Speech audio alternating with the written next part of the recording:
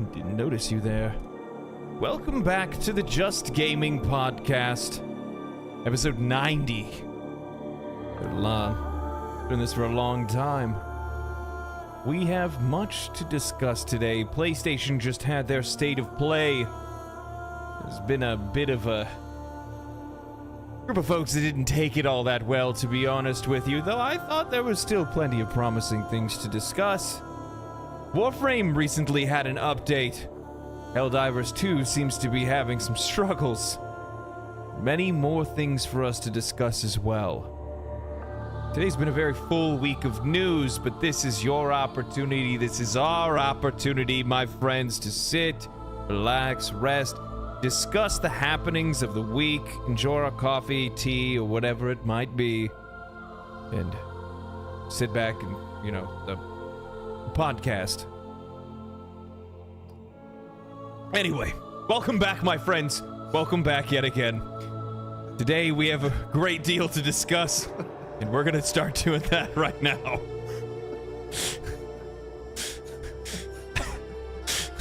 I lost track of what I was talking about. Yeah. I was like, wait a minute. Drink, you're like, oh yeah, I guess we'll do this thing today. Yeah, I guess that's what's going on today. How do you like that Yeti mug? I don't know. I got it a long time ago. It's a cup. It's a cup. I got it for free. I don't know. I got it was like one of those like Christmas exchange things or something like that, if I can't remember properly. But yeah. Welcome back to the Just Gaming Podcast with me, your host Ian, and please just announce my name like a Hanna-Barbera, like the commentary guy. This is do it. You can do it. And this is Mark. There it is. Yeah. Hope everybody's having an absolutely fantastic Sunday. I'm feeling very I'm feeling in my element today. Yeah. You're kind of talking like that skit off of SNL when they're talking about the Schvetty balls. How delicious they are. Schvetty balls. Yes. Schvetty balls. Yeah. Yeah. So, what's going on? Man, it's been a pretty good week, actually. My daughter has figured out the venue that she wants to get married at. And it happens to be the most expensive one she could have picked. But cool. You only get married once, right, guys? Yeah. I mean, typically. Not by a law of average, but yeah. Yeah. I mean, the odds are in their favors. Yeah. So that happened this week. Been playing some games this week. Been having a lot of fun. Got the pool together and going. So okay, yeah, it's been fun. Yeah, see, you're looking forward to pool. I get ant season. That's what I'm looking at. Ants. I got ant season.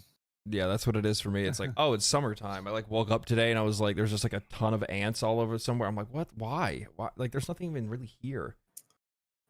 How do they even find it? That's the real question. Like, they were in the cat food bowl and they were coming from my front door. So we're talking about like 30, 45 feet away. Like maybe even like a mile and a half away. They walk until they find it, dude. I guess. We have Mr. Greaser starting off the day with a 5, saying, well, if it isn't me and if it isn't you, now all that's missing is a romantic candlelit table for 2 or 3. Mark, okay. Wow. Mark can be our server. How about that? Mark can be our server. That's weird. Speaking of candlelit dinners, I'm not gonna say anything about it. You want to hear something funny? My wife comes home today. Like, she went out to Target, like, first thing. Like, I think she just knows when Target opens. And she comes home and she's like, "Hey, I got you a surprise." I'm like, "Cool." I open the bag and it's a shirt. This is the shirt, right? Broncos. No, it's just this Bronco. Can you tell which car my wife wants me to buy her?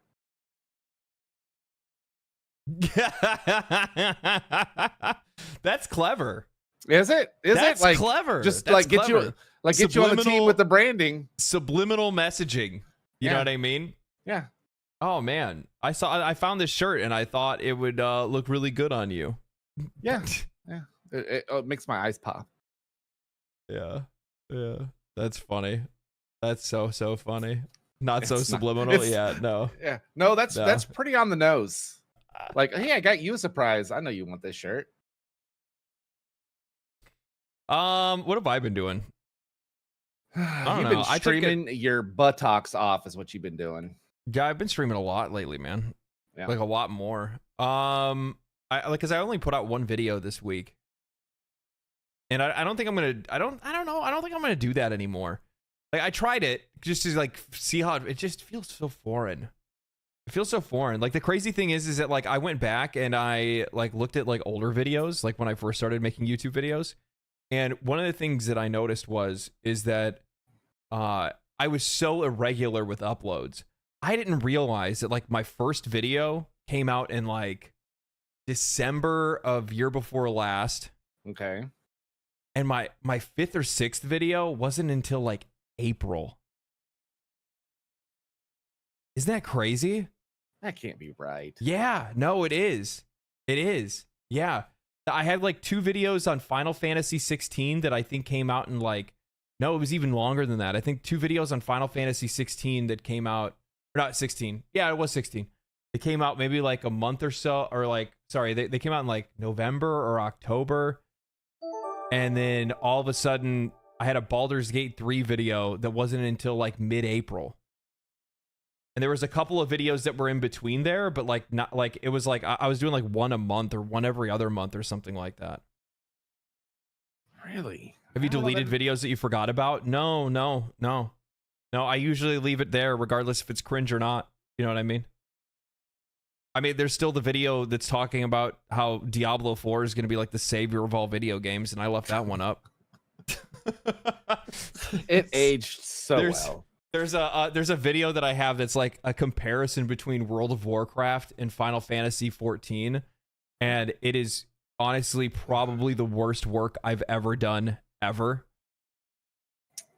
And like going back and watching it, and I'm like, how does this have like almost 200,000 views? This is so terrible. I'm like, I don't even do a good job of comparing the games. Like it was bad. It was so bad. I could have done so much better. Man. I'm better than that. I'm better. Dude, I'm okay, better so than where are the Baldur's Gate videos then? Are they before the December? That was the next year. That was so like I had made videos in 2020. Oh. Yes, I remember. Okay, yes, I remember. I remember now why. Okay. What? Yeah. Because that February, like that January and February, remember I was like really making a lot of shorts, like a couple a week. And then you started making. I thought it was like March. Anyway, we're getting way out in the weeds on this. It doesn't matter. But yeah, that's kind of crazy. Yeah. No, it was just kind of crazy to see because it was like, no wonder I set myself up for that like 2 video a week thing, because it was like I was so bad about making sure that I was uploading content like regularly, because I would literally go an entire month. And the thing is like and I mean, this is like a personal opinion looking back on the stuff, like that wasn't like a month's long of researching for a video or anything. It just literally just took me that long to do that stuff in the first place. So yeah, I mean, this week was kind of chill. I just played Final Fantasy. I still have yet to go and catch up in Final Fantasy 14. I need to do that. I played Elden Ring. I found out that my old save still exists. I thought it got deleted when my computer like when I did a full reset on my computer, but it's still there. So that's fucking sick. I got my ass actually handled by Godfrey. So I've been trying to figure that out. I have to like kind of fix the build and stuff like that. Like it's like going back, because like I started a second playthrough and I was playing through it and I'm having a good time, and then I started finding things that I wasn't using the first time that I played Elden Ring. So like spell buffs and all kinds of other stuff, like things to like just overall make you stronger. And I'm like, then I go over to like, you know, my main file where I had basically almost beaten the entire game. I only have really like 2 bosses left, and I'm like, holy shit, this is bare bones as fuck. Like I wasn't doing anything I was supposed to be doing. I'm like, this is crazy to see. Were you using any of the dragon spells or anything like that? No. Oh, okay. No. I had Moonveil. It was an int dex build, and then that was it. Wow. Like there was no flashiness, no nothing, man. No nothing. And I'm like, holy, I'm like, I'm like, man, you know. So there's a couple things I'm gonna do to like try to optimize it, and I'll probably switch over to like Dark Moon Greatsword or something like that instead. Maybe, I don't really know. I'll figure it out. Yeah, I don't know what like because I'm not 100% sure how the DLC is going to work. If it's just going to carry over from the end of your main campaign that you already have going, like it's another, like it just opens up to the next part of it, Mhm. or if you have to create a whole new character and you can play through it. I don't know. I think I'm going to continue with my original character if that's the case. But it seems weird to be able to do that if your character's like, you know, like mine's like level 230 something. You know what I mean? So I would think that it would be different. Like you would, you know, start a new character and run into it. So Yeah. I don't know. Yeah, I also realized too, like my health was like critically low too. Like I didn't put a lot of points into vitality. Which, I mean, it's not really that big of a deal because I was running like Radagon's Crest, like the one where you take more damage but you deal a lot more. I forgot what it is. It's something like that. It's either that or like it increases other attributes but lowers your health like significantly. I don't know. I know I'm like when I hopped on my character, I've got that. I'm wearing the armor that makes you like your sneak a lot higher, like your footsteps are quiet and stuff. Okay. And then I've got Melania's blade in one hand and the moon one and the blood one. What's the blood one called? That the major blood sword. I forget what it's called. But I'm rocking the cheese. Like basically, it's the cheese weapons. Oh yeah. Okay. Yeah, that's what I'm doing. Okay, I got you. I see where you're going with this. Yeah. Yeah. I didn't do any of that because I have Rivers of class. Blood. That's what it is. Rivers of Blood. Yep. Thank you. Guys. I didn't do any of that because I have class. Oh yeah, you have class and you just did the Moonveil. Got it. Cool. Oh, I'm sorry for using weapons that are in the game.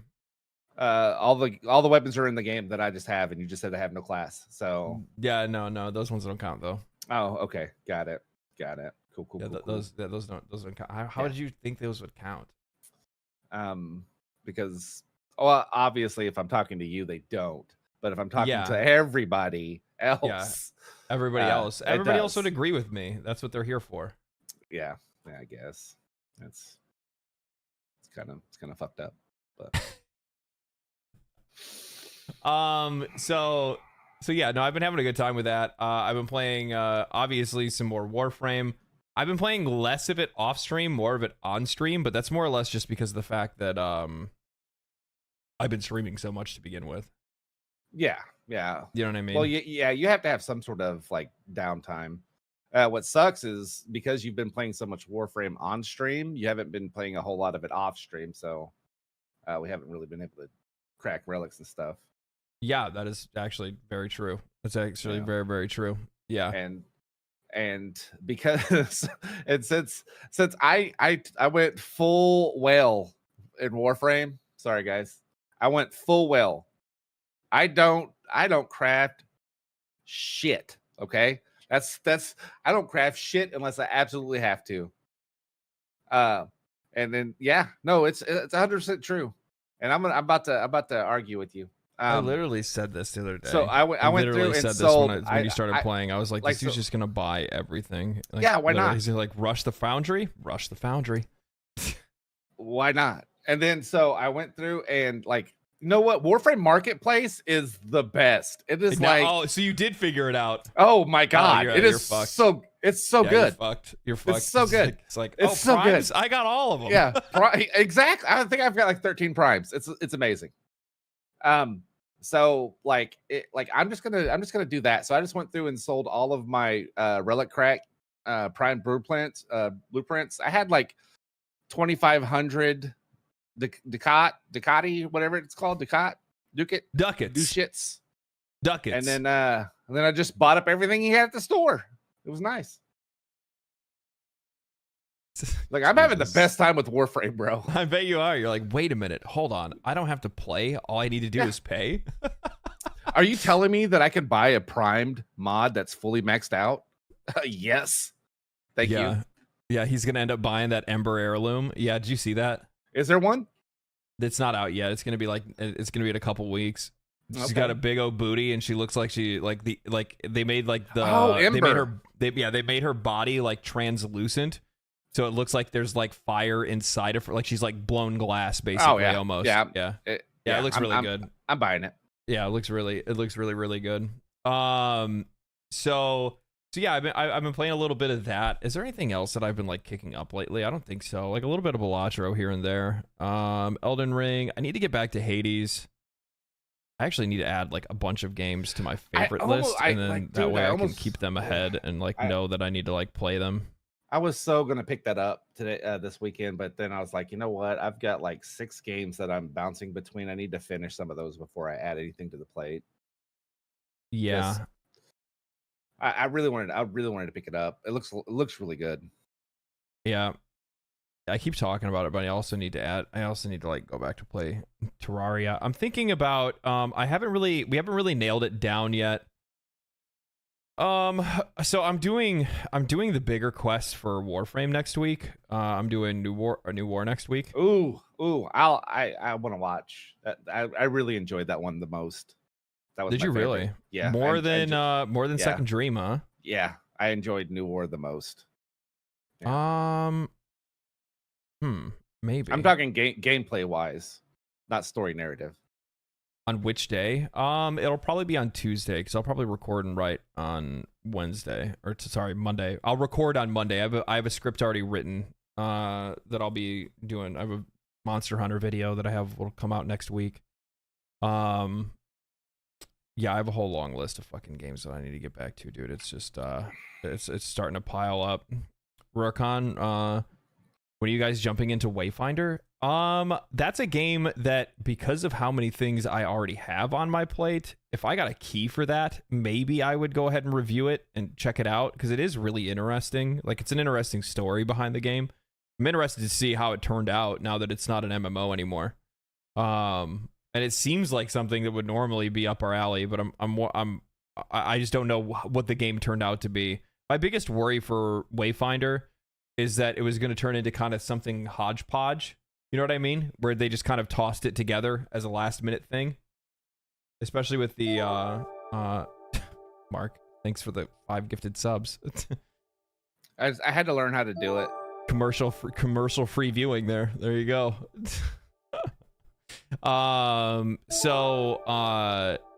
Yeah. I have a lot to do with that. So I don't know. Have you been enjoying it, Rurikon?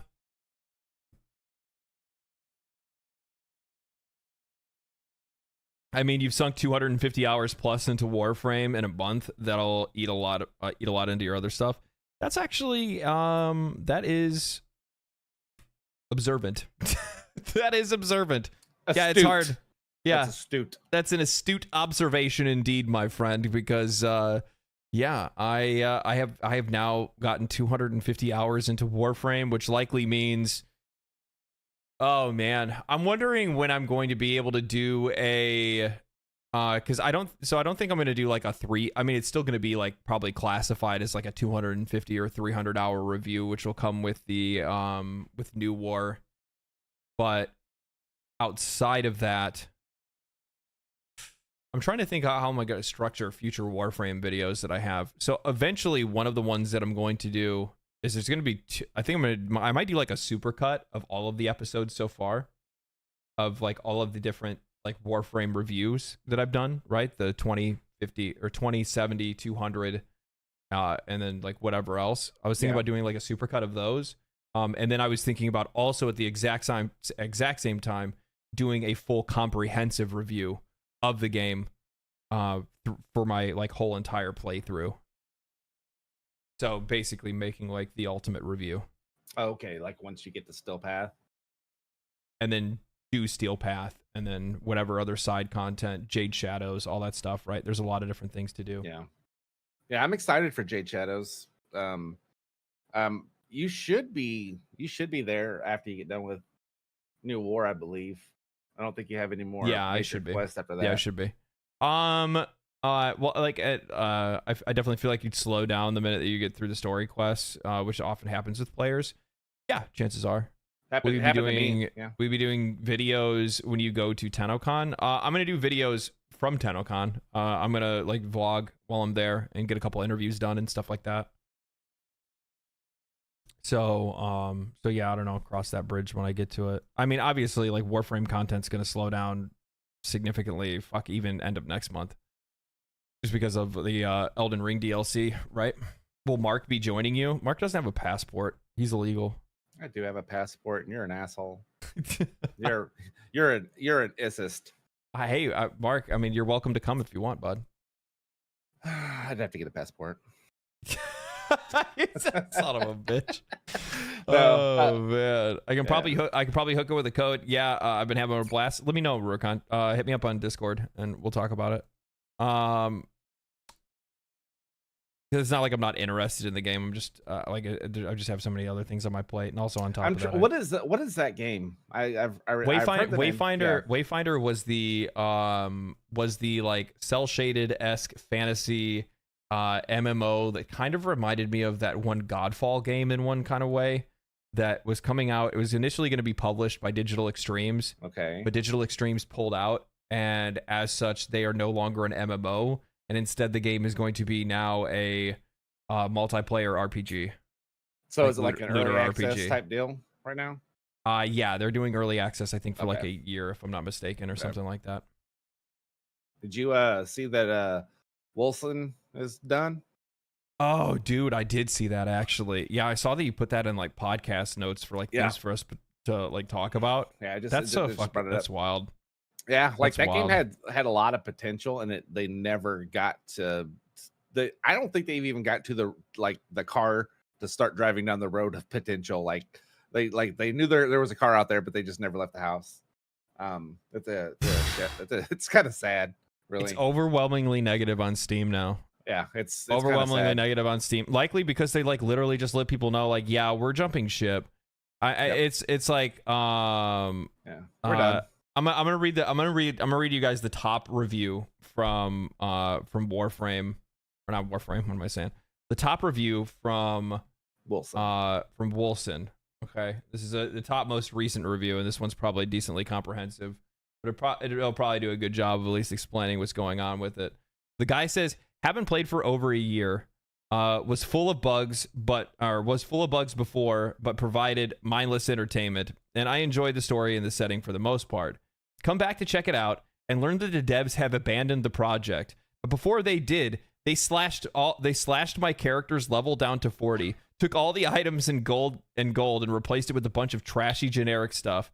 Truly unbelievable. Just rug pulled every hour I spent on the game to make that even worse. Believe it or not, my character and all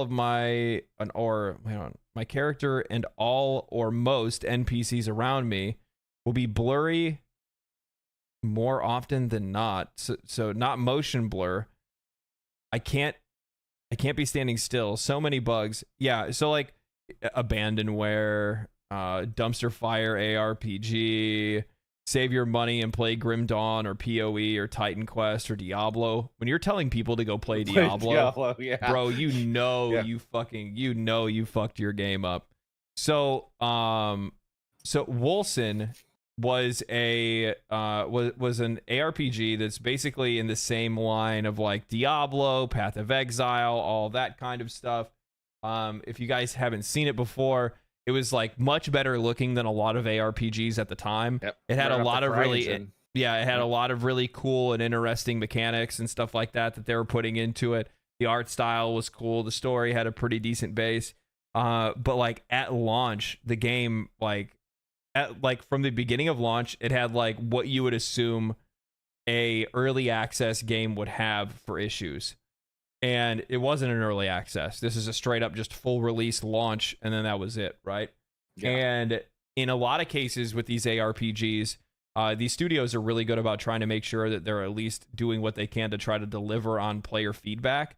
These guys did not ever give a fuck. They could not give a shit what you wanted. That like it's still to this day the same frame rate issues. Like having frame rate issues in an ARPG is just like mind-boggling to me. And the only thing that I can think of is that like they genuinely just did not have the talent or have the expertise to do knowledge, anything that they were doing. Like they literally could never get this thing optimized so that it played even halfway like decently. And when I mean like it had performance issues, I mean like stuttering, like screen tearing, which is like, okay, frame drops are one thing, but having the game, an ARPG specifically, freeze and then unstop is just, you can't do it. You cannot play a game like that. You can't. And the wild thing is that they never fixed it. And then not only that, but there's like a ton of different skill issues, and every single time they ever updated the game, they would just break it and make it even worse. Yeah. There was one time, I remember when we were playing it before, where we got spawned spawned to go fight a boss fight, and we both got spawned outside of the boss arena. Yeah. Do you remember that? Yeah. Or the time we were playing it with me, you, and your son. Yeah. And the boss had infinite health. Yeah. Like we'd get him all the way to 0, and then he would just instantly pop like a shield, like whoop, pop right back up to full. Which the funny thing is that like obviously that was a massive bug and a huge issue.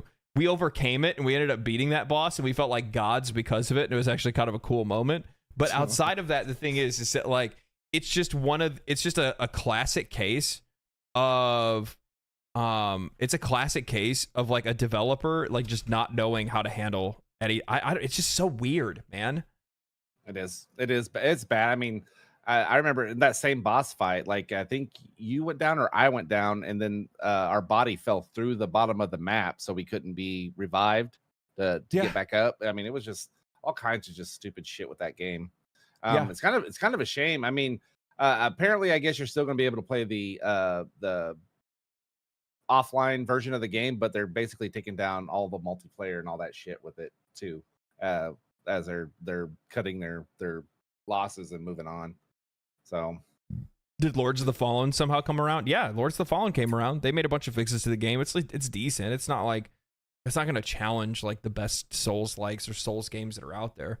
I'm sorry, but like Dark Souls, Bloodborne, and Elden Ring are going to remain the king. They're the progenitors of the genre. And then also at the exact same time, like outside of that, the best one you're probably going to play is going to be Lies of P, and then there's really not going to be much else outside of that. But it's wild to see a game that not only couldn't deliver on what they promised, but still, even all these years later, could never get the game fixed. They just never could fix it. It's like I'm reading that, like Dark Hollow says the PoE has frame rate issues. Yeah, it does. But it also is a free-to-play game. Wilson is not a free-to-play game. It's a paid premium game. Actually, I take that back. It was a $40 game, but still, like it for what they did, they never got out of.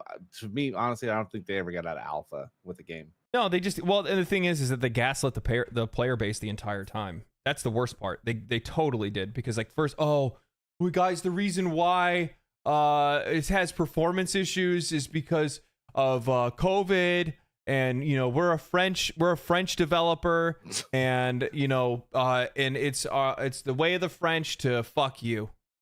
And then they just stopped talking to everybody. They like just cut off communication. They stopped updating the game the way that they should. They put in some updates, but the updates that they did were like damn near next to useless, and like it's crazy how many updates they did that didn't actually improve the game. It just made it even worse. Like they took systems that were absolutely fine and then tried to fix them for some reason and made the game damn near unplayable. Yeah. And I think what's worse off is that like when you have people that try to do their best to be able to give the developer feedback to like get the game into a better place, that not only you're ignored, but then at one point in time they're just like, we're moving on. It's like, dude, nobody's ever gonna buy your fucking games, dude. No, it's pretty crappy. I mean, the game is still, well, as we sit here and say that the game's, basically kind of unplayable, it's still able to be played. You just won't be able to play with a friend. And why play a bad game by yourself? That makes no sense. You need to share that with a friend. Oh well, that's actually the other thing too. Is that like the multiplayer was damn near unplayable. Remember how many multiplayer like it's, and I guess from people that I've talked to and other things that I've read, the matchmaking and stuff like that still hadn't been fixed in the game either. It's just weird to see these games just straight up abandoned and like treated the way that they are. That's like one of the problems when it comes to like, which is crazy because normally you only see that in like early access games. You know what I mean? You really only ever see that on early access. You don't really see as much of that in like full price titles, but like they stole just straight up just jacked that money and walked. They're like, yeah, we're good, dude. We're good. We're done with this. We're never making another ARPG ever. They thought they were making the Diablo killer. And really what it seemed like is they were trying to rush it out before Diablo 4 came out. Yeah, it was. I mean, what sold it was just its visual prowess, was how good it looked on that engine. Like weather effects and all that stuff, it looked really cool. But like I said, it didn't run very well, and then it was also super hollow when it came to like just gearing and everything else. It was pretty mid. So speaking of ARPGs, we saw quite a lot of. We actually saw Path of Exile in the State of Play for PlayStation. Yeah, we did. So I figured it would be nice for us to take some time to talk about said State of Play. Okay, there was a lot. There was a lot that was shown off. Yeah. And there was some drama that was obviously surrounding it as well. Yeah, there's a lot to unpack. Yeah, so let's start with the let's start with the drama first, right? So the drama is actually two parts. The drama is two parts. The drama of it is that for some odd reason, so I'm actually kind of surprised. People were super flaming this this hero shooter. Yeah, they are. I cannot remember the name of it. Conclave? No, not Conclave. That's the group that's making it. Fuck. I can't remember the name of it either. But yeah, like Concord. Concord. Yeah, like Drake, he walked by my room this morning and goes, "It's pretty safe to say that no one's going to play Concord." I was like, "Is it? Is it safe to say that? I mean, it's a game that hasn't even come out. Is it safe? You know what I mean? Like, I'll be honest. Like, the thing is that like they're like, and I'm usually really skeptical of things like this. I'll be honest, like especially with like hero shooters. And I think I even said about it. I was even joking about it even when we were watching the trailer. I was like, oh, it's Guardians of the Galaxy at home. Oh, it's another hero shooter. People in chat were calling it Sony Watch. And while you're right, at the same time, like we don't know what the game is, and I'm not gonna just write something off after seeing a trailer. You know what I mean? No. Like visually, like their CG work is fucking insane. Yeah, Holy, it looks really cool. Crazy good. Good. You know what's crazy is like just across the board, and I want to stay in this game, but across the board, all of the video that they showed looked really good, which also made me question a little bit of like how if it's upscaled a bit, you know what I mean? Like versus like might see a downgrade somewhere, because a lot of it looks, and you kept using the word uncanny. And a lot of it did. The uncanny part, what I was talking about with Concord, was when they did like when you saw like the facial animations of the characters in game, where like they did like the character intro in game, where it's like I don't know if it's like highlight reel or the selector screen or whatever it was, but it was like there was just something that was just really off-putting about it, because it felt like very AI, if that made any sense, because the characters' faces looked very generic. Like, I don't know how to say generic. It was like perfectly generic. Yes. Yeah, it was too clean. Or I was like, and they're the same characters. They look the exact same in this, but then when you see them in game, it's just like there's just something really uncanny about it. But outside of that, like looking at the gameplay that they showed off, like it looked interesting. What it looks like it's a like a crossbreed between Valorant and Overwatch. Yeah, that's kind of what I got. Valorant, Overwatch, and Destiny is kind of what I got a feel for. I don't remember where you get Destiny from, but just for not, the I don't. It's third person. It was the movement. Okay. Yeah, it was the movement that I was thinking Destiny. Okay. Yeah, no, it looks interesting. It'd be curious to see. I mean, we get to check it out on PC because it's a live service game, so we can at least give it a shot. Yeah, which is smart of them. Which is smart of them to try to make sure that like live service games absolutely 100% should be multi-platform first day. Yeah, I mean, if all in all honesty, and I know they won't put it on Xbox just because they want people to buy a PlayStation. But yeah, the more people that you can get into a live service, the larger your community can be right off the bat. The more you're going to keep versus the smaller group. I mean, I mean, look at Helldivers 2. I mean, eventually people just fall out, but you're going to keep some. So, well, yeah, and the thing is like keep it in mind, Helldivers 2 is a great example of that. Helldivers 2 would not have been the success it was if it wasn't for the fact that they released it multi-platform day one. If they staggered released Helldivers on PlayStation and then to PC, it wouldn't have it wouldn't have had the popularity it did. Yeah, that's just not how it would have worked out. Because I mean, like if you think about it, like most of the player base from Helldivers 2 was from Steam. Yeah, it was. The vast majority of players are from Steam. Yeah, I would say at least 70% was. Was Steam. Yeah, so making sure that the game is going to be multi-platform day one is going to be huge.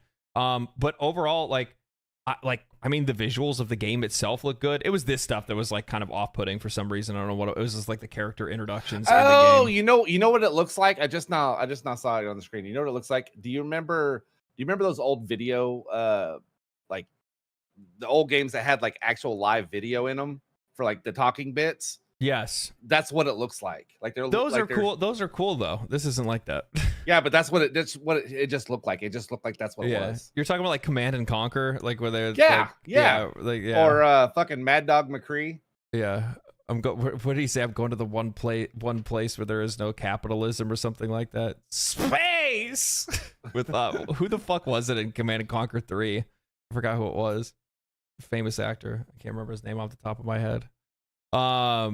But yeah, outside of that, like I was actually kind of impressed by the gameplay. Like the gameplay looked really clean. Like this looks like a decent hero shooter. Like it's as simple as that. And like the thing is that like there's obviously a market for it. People want to play it. I don't know. You'll see when it comes out. Like if it comes out and people like the gameplay and the gameplay's fun, that's all that matters. Like you can say what you want about looking at a trailer. You can say what you want about the direction they go with like how some of the characters look or whatever. But at the end of the day, if the game's fun, people are gonna fucking play it. See, Pandora Slav agrees with me. It does. The gameplay does look like Destiny. Okay. Well, anecdotal evidence. You got one person that now I'm going to ban because they agree with you and not with me. If it's been echoed, it is true. That's how the internet works. Will it though? It's going to be $70. It's not going to be $70. Oh, if it's not a free to play, they are so shooting themselves in the fucking foot. If it's $70, how do you know it's a $70 game? Dead. Yeah. If it's $70, it's fucked. That game's dead already.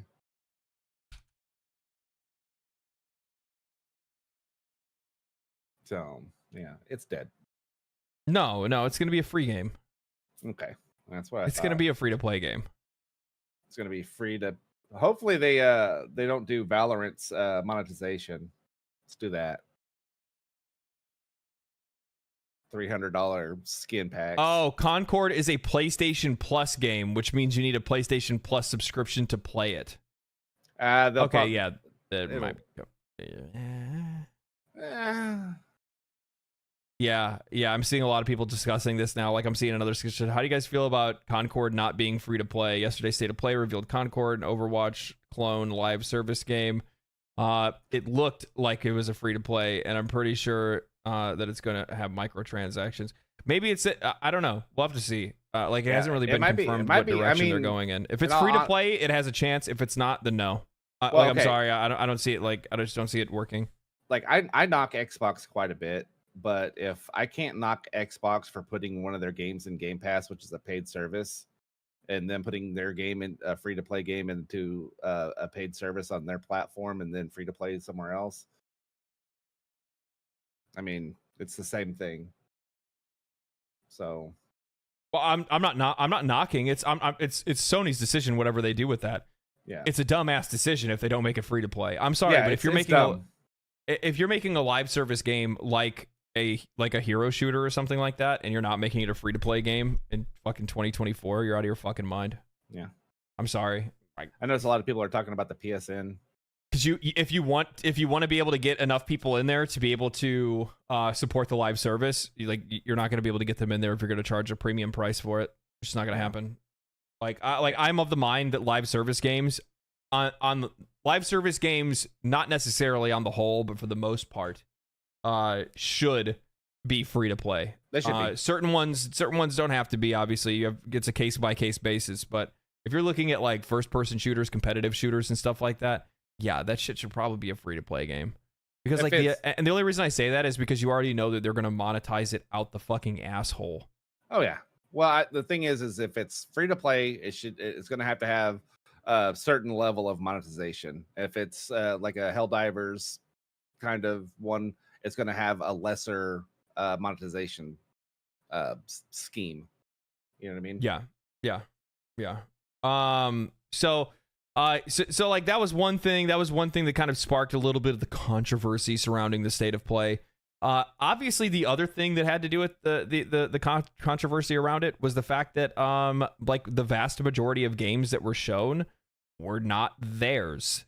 No, they weren't.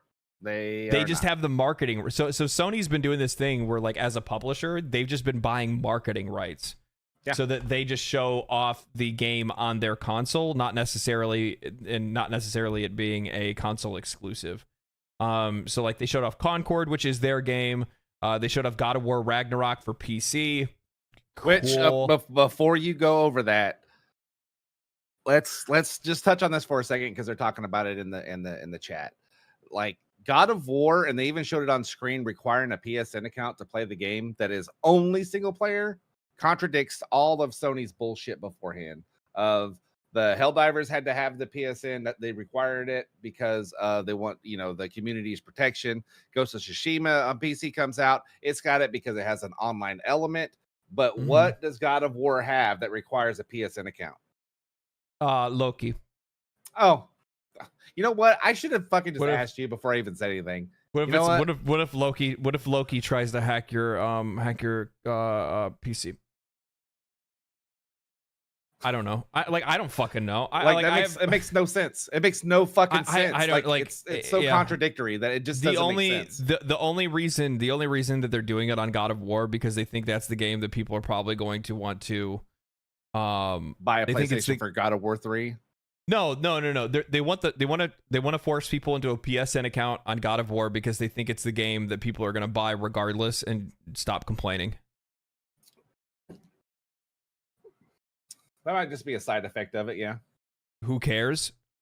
I do. I'm not going to buy it. I do. God. Sony has fucking leaked everybody's information more times than I think any game studio or any publisher on the entire market. Why the fuck would you want to sign up with them? How many times has it been? 3 times that they've leaked everybody's credit card information? Yeah. Why the fuck would you want to give them anything?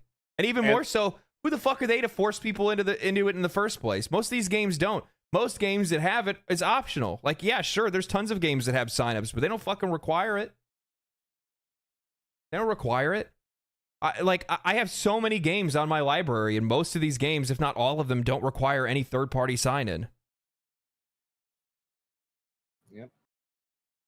That's I don't even there's no it's one of those things where it's like it's really weird because I've seen a lot of the discussions online where people have been popping up about it, be like, oh man, people are bitching about it, blah blah blah blah blah. Yeah, as they fucking should. It's stupid. It's stupid. I'm spending $70 on your game and you want more from me. Because at the end of the day, realize what they actually want. And somebody just said it in chat. It's metrics for their investors. It's so that they can capture more data on you. It's that when you don't read the terms of service of signing up for that account, you don't realize how much information that you're sharing with these people in the first place. How much they're taking and learning and whatever the fuck else they want to do. Sell your information. Oh, I wonder why I keep getting all these fucking emails from all these different spam sites and shit. Yeah, it's because the dickheads fucking go and sell off this shit. That's why.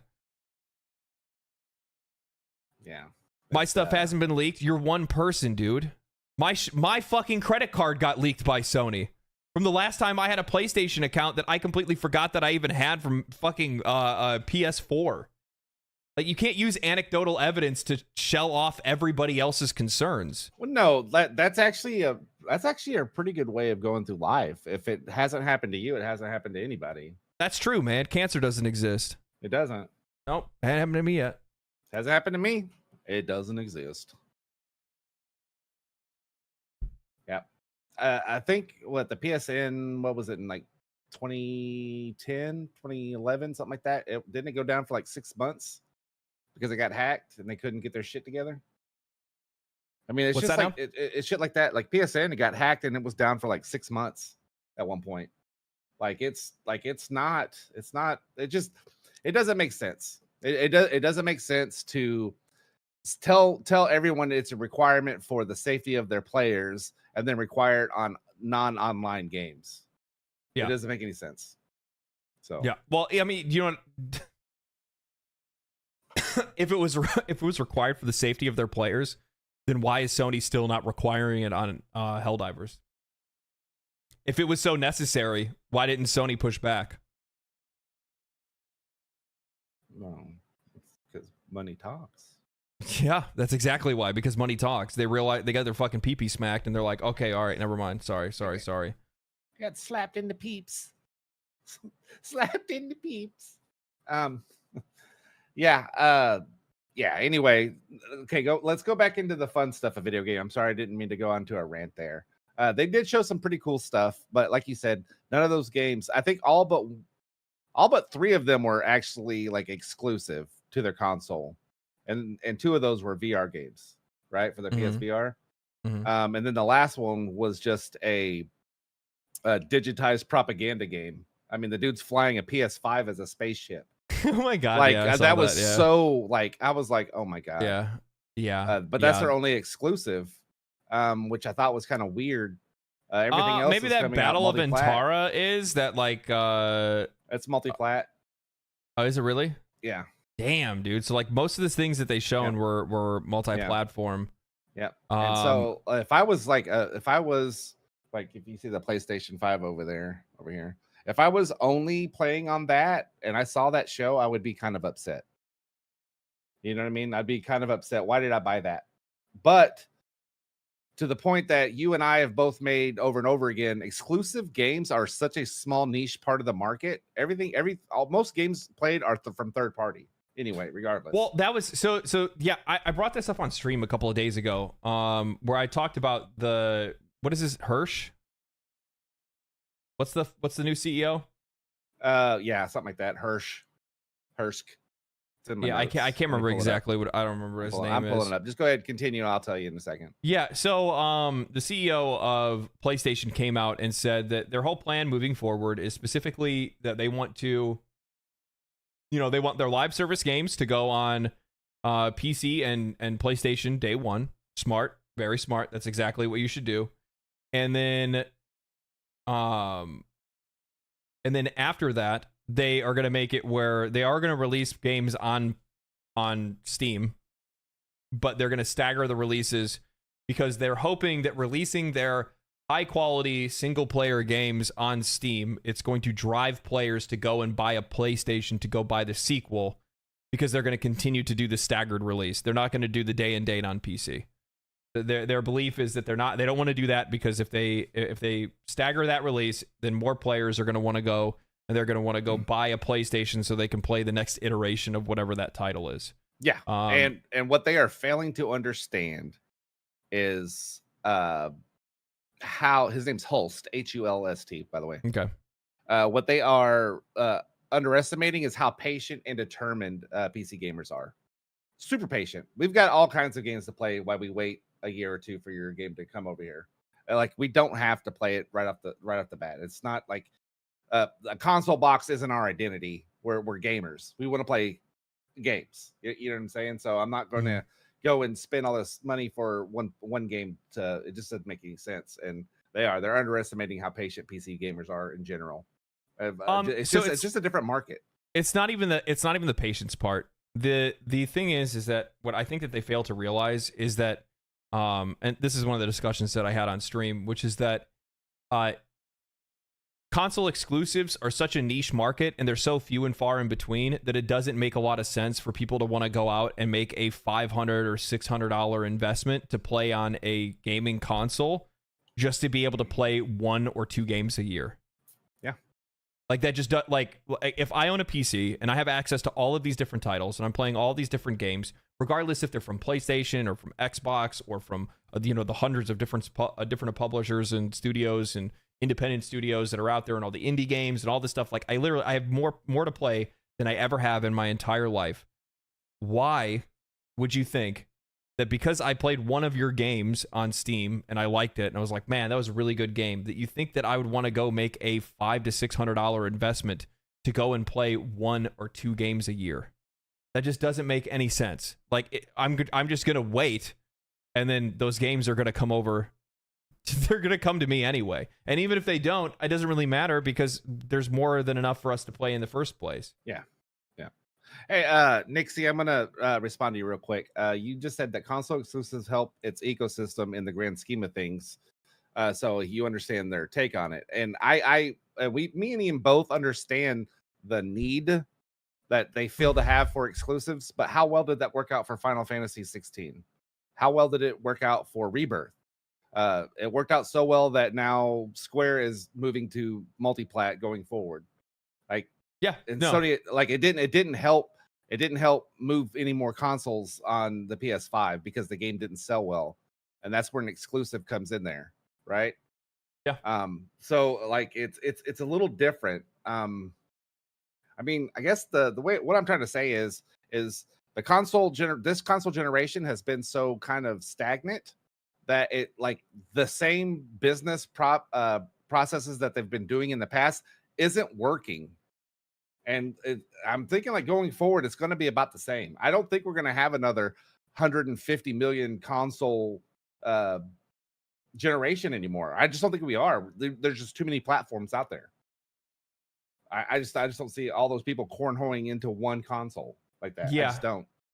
Yeah. No, well, here's the thing, is that this is the other way to look at it as well, is that even when Sony was going full exclusive, it still wasn't working.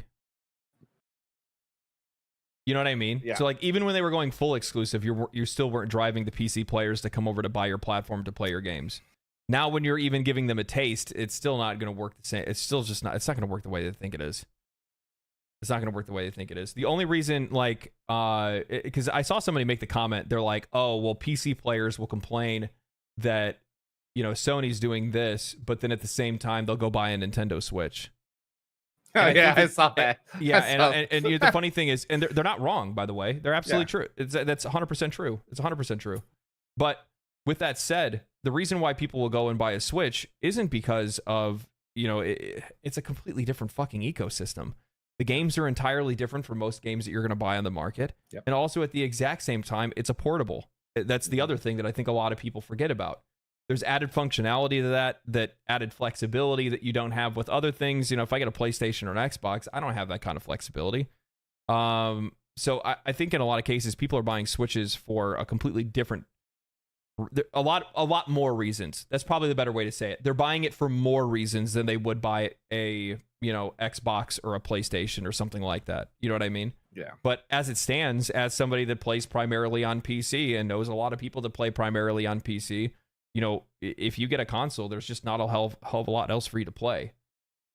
Yeah. I mean, and to the point with like the Nintendo comparison, those games are so unique. I can't find it. It's hard to find games that are like those anywhere else on the market. It's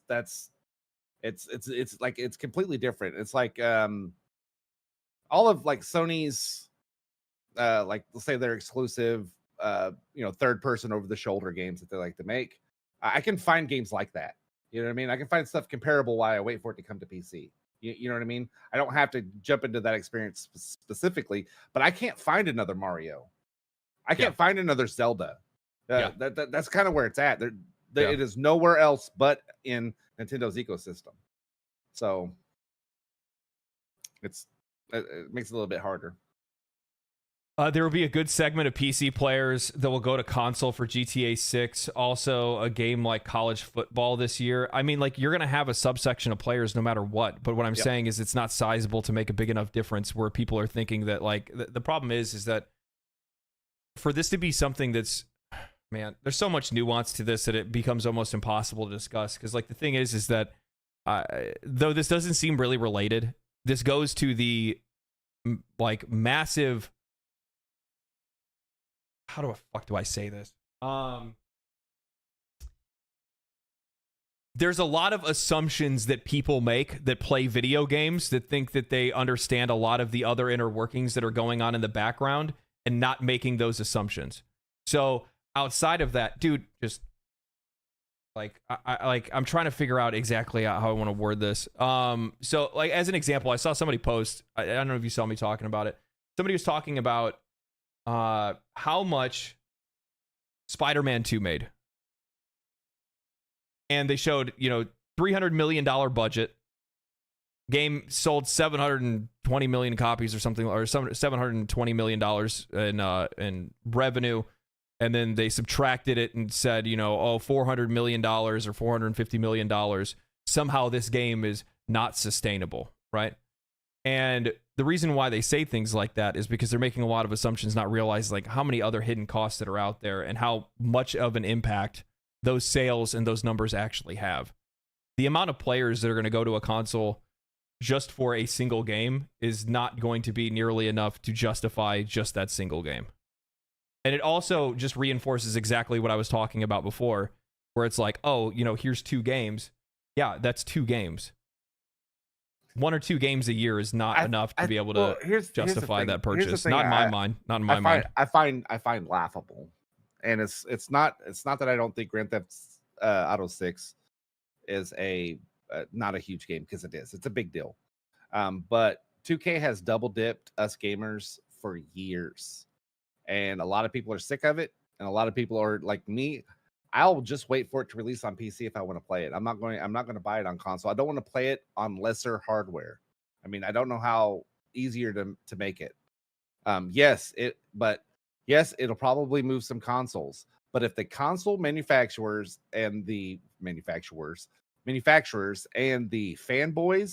are expecting one game to help sell more consoles, like to sell a huge amount of consoles, that's absurd. That is so crazy to think that, Grand Theft Auto 6, it's gonna sell 25 million PlayStation 5s out of the 50 million that are already there. Get out of here. That's crazy. It's crazy talk. Yeah. So you think people are just waiting to get the PS5 to get Grand Theft Auto 6 is crazy. It's crazy. Like it doesn't make any sense. So that's my thoughts on that. Man, I'm getting like I'm always getting like distracted by this whole conversation. But yeah, no, it's just not. Plus, on top of that, the thing is that like if you're using like GTA 6 as a specific example, like it's going to come out the next year on PC. It's going to be a definitive better version. Definitively. Well, and the funny thing is, as well, as if you think about this, is that like if I'm not mistaken, I think the PC player base specifically is the biggest moneymaker for them right now. I'm wondering what is the purpose of the staggered release from them, or if they're being paid for it. No. So Grand Theft Auto 6, they know that they're going to make their money regardless. Yeah. They know they're going to make their. It's not like they're going out to be like, oh yeah, they're the smart ones. They're not going out there for the big initial launch. We sold this many copies in this many weeks or whatever. They're going for the in-game deal where Grand Theft Auto 6 is making over $1 billion, or Grand Theft Auto 5 is making over $1 billion just off online a year. You know what I mean? That's what they're going for. So what they're going to do is they're going to sell you probably going to be $70 and $100 whatever, or $130 game, and then they're going to try to double dip you when it goes to a better machine. And they're just getting the money. They do the same kind of thing that like Bethesda's done over the years as well with like Skyrim and stuff like that. A lot of double dipping and re-releasing and, you know, ultimate editions and stuff like that. It's just what they do. Yeah, it's what they do. I mean, shit. You gotta remember, Grand Theft Auto 5 was on the PlayStation 3, Xbox 360, the Xbox One, the PlayStation 4. It's been on everything.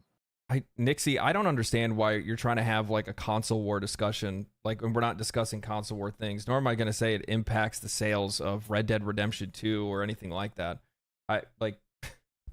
It doesn't matter. Like, and also at the same time, like, also the belief that Sony's thriving is also a flat out fucking lie. We know that for a fact. Their stock prices fell hard. At the very beginning of the year, they had a massive fall off because of the fact that they weren't. Yeah, because they lost a ton of money. Yeah, they lost $10 billion in one fucking week. No, revenue's not thriving. They barely profited off of Spider-Man 2. The rest of their library hasn't been doing well. And that doesn't, by the way, when I say that, it doesn't mean that Xbox is doing better. They're both doing fucking shit. Yeah, they're both doing shit. Like I said, it's stagnant. I'm not knocking them. I'm just telling you the console market is stagnant. Yeah, like it's one of those things where it's like people always want to bring Xbox into the conversation when I'm just trying to talk about Sony. Like, they need to defend Sony from I don't give a fuck about Xbox. I don't care about either one of them. It's just I'm just discussing the things that they're talking about right now, or the things that are going on with them. Pestilence, thank you for the Prime, man. Appreciate that. So outside of that, the other thing that they had, the big announcement that they had with the PlayStation State of Play was Monster Hunter Wilds. Yes. I don't even like Monster Hunter, and that game looks awesome. Yeah, I'm hoping that you don't get it because I don't want to have to think about you not playing it. That doesn't make sense. Yeah, I don't want to. I don't want you. I don't want you to. You don't want me to not get it. Mm-hmm. To don't play it. Mm-hmm. Yeah. Do you have any idea how frustrating it is for me as a friend of you to know that you bought Monster Hunter World and Rise and like didn't play them and think that they're bad games? I remember having the discussion, the debate of you thinking that Monster Hunter World's a bad game. I didn't say it was a bad game. I said it's a game not for me. Yeah, I know, but you almost always start those conversations with "it's a bad game." I mean, you got to come in a little spicy off the top. Is that how it works? And then you allow your friend to be the vanilla ice cream to cool it off a little bit, and then you just come to the terms like, maybe it's just not for me. It's literally boss fight simulator. How do you not like it? I don't understand. It's the combat. I think the combat is terrible. How do you not like the combat? I'm sorry, the combat's not terrible. It's just not for me. It's just not for me. It's so slow and just. No, it's slow because you suck. Oh yeah, that's why. It's not because I'm swinging a 800-pound sword that's 85.5 foot long. Chat, don't make. I'll poll chat. If I ask chat right now, is Monster Hunter slow or is Mark bad? What do you think they're gonna vote? That's just rude, for one. I would fucking never call you out like that, you son of a bitch. I'm just being democratic about it, okay? Poll against you. I'm being democratic about this, all right? See, look, it's slow. Rukon, fuck your check mark. I'm right. Has Mark tried Wild Hearts? No. Mark like Dauntless. Wild Hearts is the one that you can like. It's got Minecraft in it, or not? I mean Fortnite, right? Where you build the boxes and shit. Is that the one? Yeah. Yeah, I played a little bit of it. It wasn't for me. Play with a faster. Somebody just said play with a faster weapon. Someone asked if I played DD2. Yes, I did. I played and beat it. I enjoyed it. Which is so funny because you literally it's not the same. Like the same fucking game. It's not the same. It's like the same fucking game. It's not the same. Okay, whatever. One has dragons and the other one doesn't. You know what I'm going to do? Is I'm going to buy this game. And then I'm going to share the stream with you. And then I'm going to play like 3 minutes and then fucking refund it. That's what I'm going to do. So I'm just kidding. I'm going to play it. The game looks pretty cool. I need to try to be a little bit more. It's gonna be unbiased, to a little bit more open-minded, maybe. Yeah. Wow. Now it's about life choices. Okay. Yeah, maybe be Oh, a little bit more okay. open-minded, bud. You know what I Okay. mean? I'm Yeah. a protecting class, sir. Well, So. you know what the thing is that like I'm going to tell you, you are not allowed to buy Monster Hunter Wilds until you beat Monster Hunter World. Nope. Sorry. I don't abide by your rules. It's the same. It's going to be like the same game. I brought that up to a group of friends, and I'm like, Monster Hunter Wilds looks just like Monster Hunter World. It's just going to be more Monster Hunter World. One's in the desert. Oh, it's not the because same game. The desert's going to make a lot of difference on this one, huh? Dude, you got mounts. Did you have mounts in Monster Hunter World? No. Prove me wrong. Yeah. Okay. Had him in Rise, though. Yeah, Rise wasn't very good. I mean, not for me. Oh, my God. Bro. Oh, shit. My God. Were there mounts? There were mounts in Rise. Why can't I remember having a mountain Rise? Or I don't think there was. No, you had that zipline thing. Tail Riders could be mounted in Iceborne. Yeah, you're right. You're right. Yeah, that was in Iceborne. That was in the expansion though. So yeah, speaking of let's talk about this. So there's been a lot of different reveals that have been shared with this latest tease of Monster Hunter Wilds. One of the first things that they brought up is that the game is going to be a bit more immersive this time around.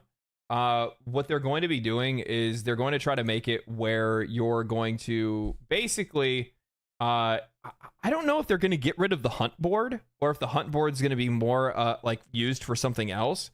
But if you remember in the other Monster Hunter games, you go to the hunt board, you pick the hunt that you want, and then you basically prep yourself, and then you go out onto the hunt, right? In this one, I think it's going to be a full open world. And instead, you're just going to ride out. And then when you come into contact with a monster, it's going to start the quest, which is like hunting that specific monster. That's a much better. Do you want to know what really turned me off of Monster Hunter World? Go ahead. Honestly, is I got it and I was playing with my son and we wanted to play together. Oh, the cutscene shit. We just couldn't figure out how to do it. Yeah. Do you know what? I had to go to a third party. Do you know what'd be really awesome? To find out. It'd be really awesome if Japanese developers could learn how to do co-op. Learn how to do fucking matchmaking. Holy shit. I don't understand how these guys are back in like PlayStation 2 era of like lobbies, and it's just absolutely fucking crazy. Oh, hey, let me give you my friend code. You need to copy and paste this and put this into this section, and then send up a flare once you get out into the map. And then once the flare goes up, I have to count how many stars are in the sky around the flare to make sure that it's actually your flare and not somebody else's. Then after I do that, I have to make a small blood circle around my character and connect these different. Yeah, it literally every you fucking have to be in the same spot in your world. Yeah, at the same time. Yeah. And also make sure that you. What do you mean bad faith? What do you mean bad faith, Rurakan? You know exactly what I'm talking about. Everybody knows exactly what I'm talking about. There's so many like go-arounds and like loopholes and weird shit to do multiplayer in any Japanese RPG anymore. It's fucking crazy. But they have talked about improved multiplayer, which is good. It's also, you know what, one of the other things is too that I think a lot of people have kind of glossed over is that this is going to be the first Monster Hunter that is cross-platform. Multiplayer, sorry. Cross-platform multiplayer. Nice. Are they gonna have a mobile version? No. Why did you ask that? Just... Why? Anyway, Half Dead Saint, thank you for the Prime, brother. I missed yours. Sorry about that. And also, I think somebody threw out some biddies too. Ellie with the biddies says, Monster Hunter has traditionally been way too much of a menu slog. So excited to see the game is going to be more interconnected and immersive. Absolutely love it. Yep, it's one of the things that I'm actually really interested in the most. You know, one of the thing is like I've been writing for an essay that I'm working on for Monster Hunter Wilds. Okay. And one of the things that I found in there was Monster Hunter World is the game that got me into playing Monster Hunter, but it's not the first Monster Hunter game that I had played. I had played Monster Hunter games on both PSP and on the 3DS. However, I bounced right the fuck off of them. And the reason I bounced off of them was because it was too linear. Like it I don't know, like it felt like, I think that's the best way to say it. Yeah, it might have been hardware limited. I'm not really too sure, but it was just like, oh, take the quest. Okay, queue the quest, and then you go and you fight the you go and you hunt the monster or fight the monster or whatever it is, right? And it's just one of the. There was a few other headaches. There's a lot of menus and shit, and the game didn't really do a very good job of like explaining itself. I'm not somebody that needs like yellow paint and hand holding, but the game does need to do a better job of being able to explain itself a little bit better. Yeah. Monster Hunter World was a game that's one of the first ones that I think from them that did a really good job of explaining it and presenting the game in the best way that they could. And it shows because it brought in the widest audience that any Monster Hunter game ever has ever. It sold 23 million copies. It was a massive hit. I mean, when you can go and have Return to World, which was that event that happened back in December, where they basically just invited people back. Literally, I think it's just like a tweet. Capcom put out a tweet like, "Hey guys, go play Monster Hunter World again," and they're like, "Okay." Yeah, The game shot up to like 190,000 concurrent players on Steam. It is still now holding at like 60 or 70,000 concurrent players. I just looked the other day. Holy shit! I think this game is going to be fucking huge, dude. I think it's gonna blow up. I don't think people really understand how big it's gonna be. I mean, if they make it, if they do it right, yeah. I don't see any problem with that. I mean, plus also you already had like a lady with like huge cleave just right off the bat in the cutscene. The new I was gonna buy the game. Yeah, I was gonna buy the game already off of that. The new blacksmith. Everybody's down real bad, real quick for the new blacksmith. Yeah. She's smoking hot. So I think there's going to be performance issues, to be honest with you. Okay, look, I don't need you to charge in here with fucking negative Nancy shit. Let me get to the good stuff first if you want to have that debate. It's open world. Okay, so I'm actually going to... okay, if you want to have that conversation, I'll debate you on the open world right now. Okay. No, it won't. You want to know why?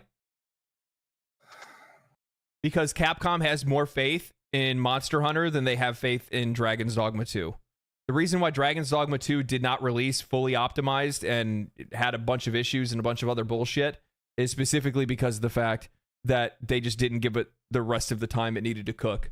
And they just don't... I mean, it's pretty obvious. Like, even though Dragon's Dogma 2 did great, Capcom does not have the same level of faith and investment in Dragon's Dogma as they do in Monster Hunter. Well, like Monster Hunter, changed my mind. Monster Hunter is basically their it's like their second Street Fighter. You know what I mean? Like it's like Street Fighter is a game that they will always throw all their weight into. Or I would say Resident so is Monster Hunter and Resident Evil. I mean, they have three jewels in their crown. You know what I mean? Yeah. Yeah. Apparently, it's not open world. So. Dragon's yeah, that's the other thing too. Pepper just brought it up. Dragon's Dogma 2 is still not patched and it's dead on PC. Yeah, still to this day they have not fixed the CPU bottleneck, which is just like holy shit. They said it in the first week that they were gonna fix it. And they just like, all right. Exo Primal. So they're gonna have changing environments, which is really cool. One of the things that I saw that was awesome is that like even though I can't remember if Monster Hunter World I can't remember if Rise had like realistic had like weather events, but this one's going to have like weather events. So you can be out doing your hunts, and while you're out doing your hunts, a thunderstorm will roll in, a sandstorm will roll in, things like that. So there's going to be like realistic weather effects, and those weather effects will have a direct impact likely on like what monsters show up and how monsters react in those environments. I did see that there was like these I can't remember exactly what the name of them are, but there's like these like minor monsters that are walking around that have these like stalagmites coming off of their back. Okay. Those guys will get amped up by lightning, huh? Yeah, they get amped up by lightning. Yeah. So like the lightning will strike them and they'll kind of lock it down or whatever. Remember what other game had the chaos storms and stuff that really pulled it off well? Anthem. What? Did it work well in Anthem? No, it didn't. Oh, well, I mean, like that doesn't mean you just don't do it because I'm kidding. I'm kidding. No, I think it's actually kind of cool. So they're gonna have like specific weather-based missions. Like you have to fight an electrified whatever stalactite monster. I don't know. So that actually brings up another thing into the conversation as well, which they don't really talk about it in here, but it was definitely shown off in the trailer, which is that you're going to have access to 2 weapons at once. So like how before you played Monster Hunter, you just have a great sword, that's your weapon, that's it. Well, now you're going to be able to holster another weapon on your mount. So you can call out your mount will come and pick you up. You hop on it, and on your mount will be another holstered weapon. You can switch that weapon for the weapon that you were using and use that weapon instead. Okay. I think so. Like, I'm really interested to see exactly how this is going to work. I like the fucking veterans are going to be able to pull off some wild tech with this kind of stuff because they're going to be able to use like some weapons for setup. Like, it's going to give you a lot more. It's going to give you a lot more both single and multiplayer flexibility. Because, say as an example, I load up into a hunt and, 3 other players show up. We're all together and I look and it's like everybody's using blunt weapons. You know what I mean? Like everybody's using hammers or, things like that, hunting horn or whatever. Well, then I can bring out a slashing weapon to make sure that we have somebody to be able to like cut the tail off and things like that. Gotcha. So it's going to add a lot of flexibility there. There's also like the added flexibility you're going to have to be able to use like have weapons for different monster weaknesses as well. That's going to be massive, to be honest with you, because like there's times where you'll be out and you might be running around with a weapon and come into contact with another monster that you want to hunt or kill because you want their parts too, and you can switch out and use something that's using either an element or something like that those monsters are weak against. Not everything can be blast. You know what I mean? Yeah, I wonder if, because the way that they do the crafting, because I'm still stuck on the weather thing. I'm sorry. I'm still intrigued with that. Like for crafting certain elemental weapons or like armor or whatever, you would have to fight something in that type of environment. You normally have to do, like, to get like something that's fire resistant, you have to go fight like, something that's in lava or whatever. But like to get like the weapons parts and stuff like that, that'd be kind of cool, I guess. Yeah, I'm gonna try it. Yeah, so I think that's going to be really interesting. I'm looking forward to that, especially as somebody that's been like mostly a hammer main, and then now I can play I can take like a hammer and a long sword, or hammer and a great sword, or something like that if I want to. Though I did recently just start playing, because I'm gonna go back to play Monster Hunter World again soon here. And, let's do it. I've got it. Let's do it, and you can break me in. Yeah. Okay. So put the chaps on you. Did he just say longsword? Look, dude, Rurikon, I don't need you to be a longsword gatekeeper, okay? Wow, dude. The reason why longsword is the most like busted weapon in the game is because it's also the most loved weapon in the game. And you like, let me guess, dude, you probably play like, I don't know, you're probably like a bow user or something. Yeah. Bow gun, fucking something, I don't even know. You probably don't even fight. You probably don't even play Monster Hunter. You probably just have your Palico do your fighting for you. Yeah, he goes out there and he just pets the monsters to death. He's like, oh, pretty, and then they die. You really don't know my weapon? I don't know. You're probably like a gun lance or something like that. Though, I mean, I don't know. Are you sword and shield? I could see that as well, actually.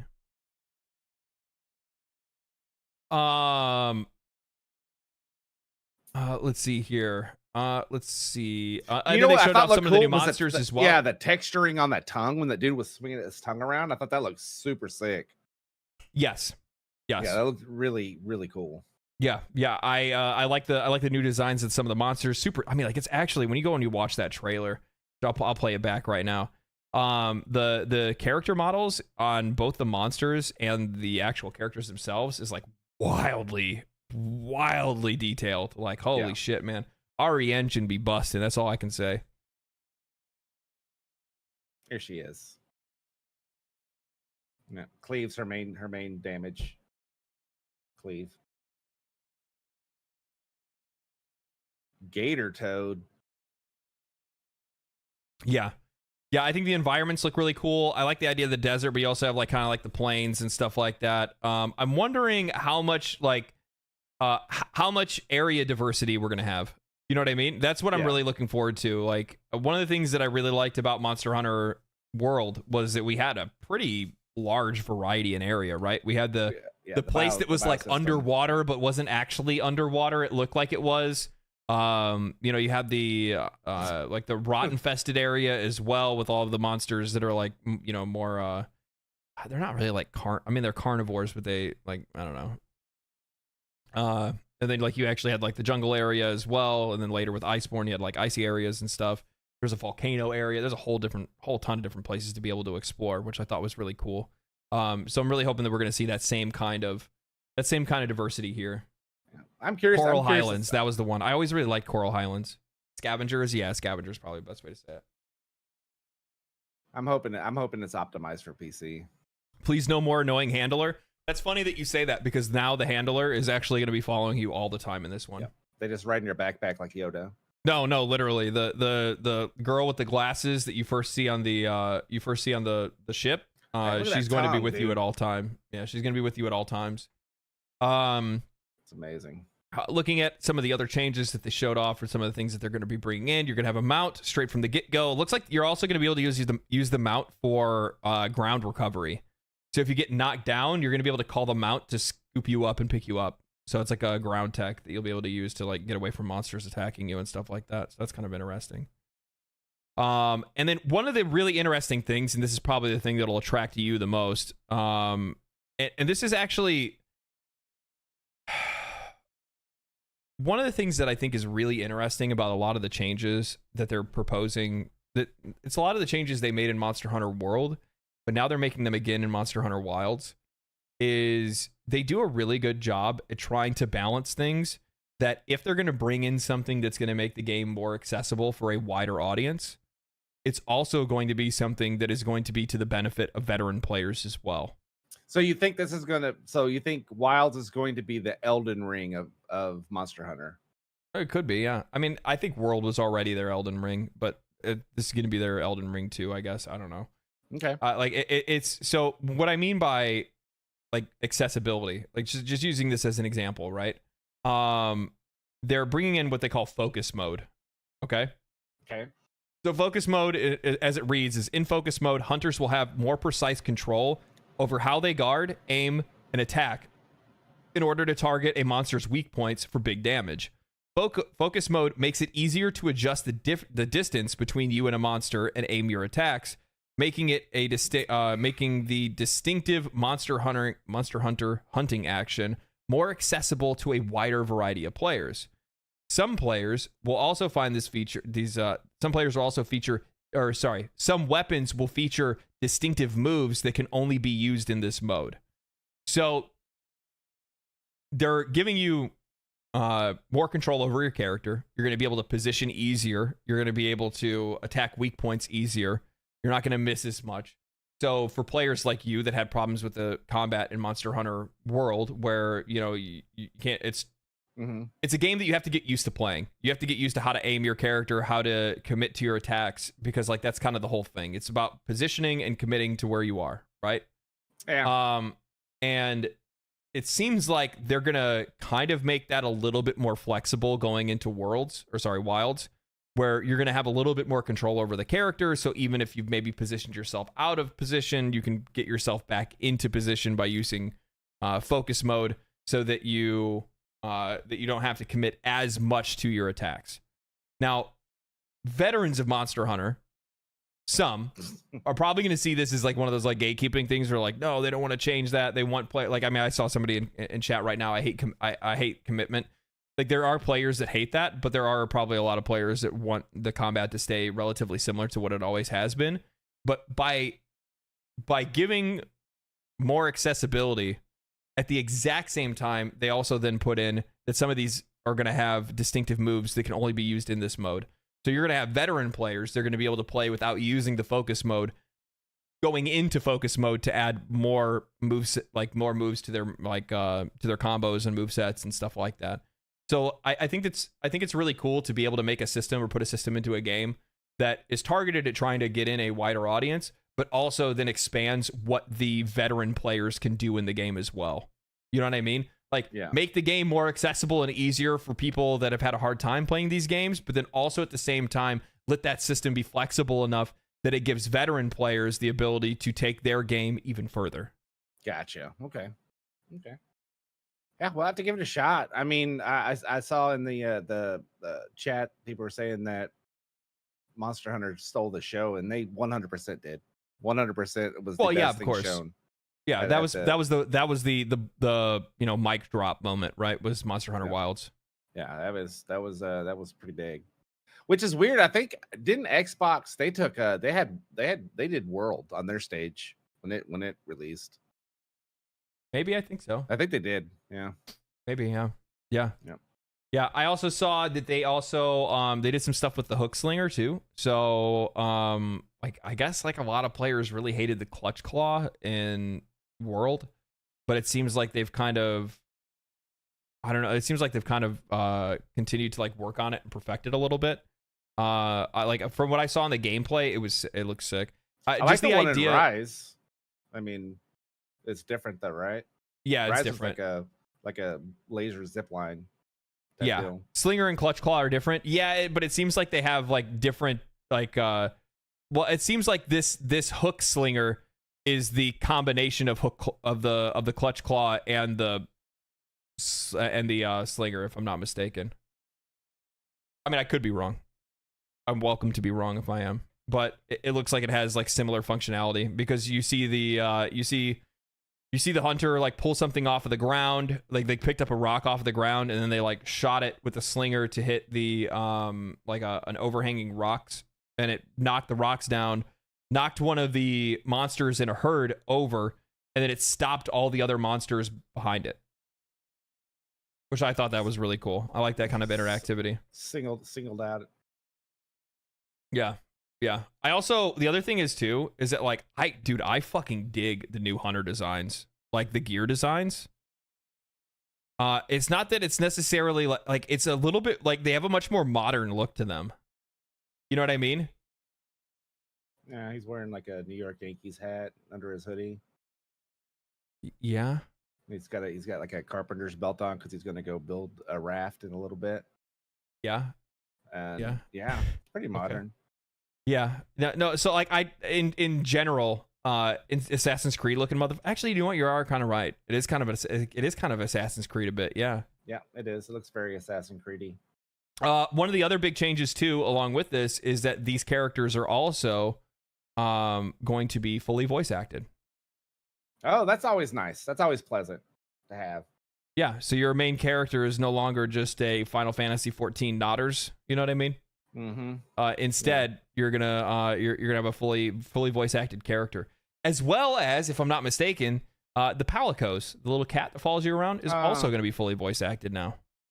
Okay. Yeah. Yeah, very cool. I like the designs in general. Yeah, the Palicos are going to be voice acted as well. Yeah, the Palico speaks the same language as humans and will greatly support you and aid you on your adventures. Yeah. Alma is going to be your handler, but she's also going to travel with you everywhere now, so she can always talk to you and always give you dialogue. And I know there's a lot of people that are really looking forward to that. Yeah. Yeah. Alma is also, by the way, it doesn't actually say this here, but I think it says it in the extended bio. Alma is actually from Seattle. Okay.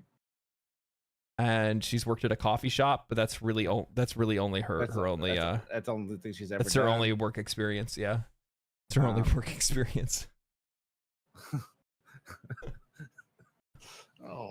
Though I'd imagine most people would really like Gemma to be the one that follows them around, but that's okay. Maybe the next game. So yeah, no, it looks really good, man. I'm really excited for this one. I like a lot of the big changes that they're making. I'm just looking forward to this one. That's pretty much it. I'm just really looking forward to it. I think it's gonna be sick. And that is next year or the end of this year? That is, I don't remember. I think next year. most of the games that they announced were 2025. Yeah, so that's next year. Yeah. Okay. Yep, 2025. I know they did something. Something's supposed to come out this year. No, I think we basically reached like the end of there's nothing really like other than like Black Myth Wukong, Elden Ring DLC this summer, Path of Exile 2 still has been delayed, so we might get a beta this year, but it might not get its full release this year. The beta is at the end of the year. That's what it says. Oh, beta's at the end of the year? Yeah, that's what was on their trailer. We do have the Summer Games Fest coming up, so that might highlight some new games that they haven't really announced or whatever. Yeah, there might be a little sneaky banger. And then Microsoft, they've got their show coming up as well on the 9th. Do you want to do that? No, that's too early for the podcast, but just talk about it on the podcast. The June 9th is Microsoft's. They're kicking off Summer Game Fest, basically like they do every year. And it's on Sunday, but it's at like 10 p.m. Or 10 a.m. Pacific time. And I know that's about the time. I mean, if we want to do it earlier, we could always do the podcast earlier, but I don't really want to do like a podcast react. I don't either. Yeah, we'll just talk about it on there. Yeah, that's not too big of a deal. Yeah, that's not too big of a deal. What else? I'm trying to think. Yeah, no, I mean, like this year we don't really have a whole lot else that's really on the plate. Yeah, I saw somebody bring up Stalker 2. And Metaphor is another one that I'm looking forward to. There just really isn't a whole lot of information on it right now. Isn't there a playtest for the first Descendant coming? I thought there was. Yeah, I'm gonna be honest with you. It's one that I'm not really like. It's one that I will check out, but I don't have a lot of faith in. It's giving me Outriders vibes, and I'm not talking about like the way it plays, just the feeling I get from the game. I felt the same way about Outriders. The reason why I am not super high on the first Descendant is because it's made by Nexon.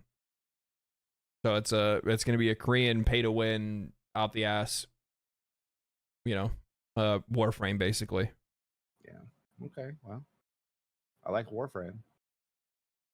Don't like looting? What is wrong with you? You don't like commitment. You don't like looting. Likely. So here's the thing. You know what it probably is? It's probably going to be if I had to give you a good example of what First Descendant's probably going to be like, it's going to be like Warframe, but with Lost Ark's monetization.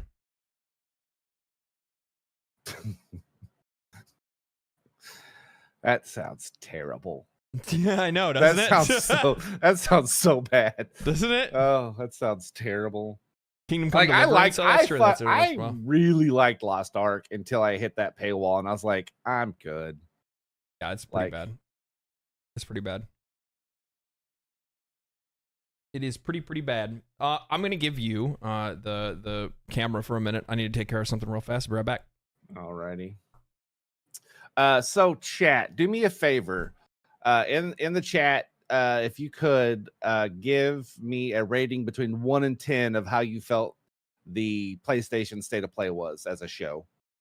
How you ranked it. Wow, 6,000 hours of Lost Ark. Wow, that's a lot. In a year? Good Lord, that's a lot. Got 7s, 5s, 2s, 3s. Kind of all over the board. Half Dead with the big fat donut.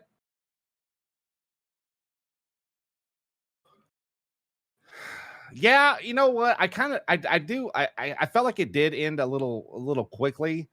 And like I said, if I was like strictly a PlayStation only like player, I wouldn't be like, because I think for me, this is just for me, in my opinion, when I buy into an ecosystem, I want to stay in that ecosystem, right?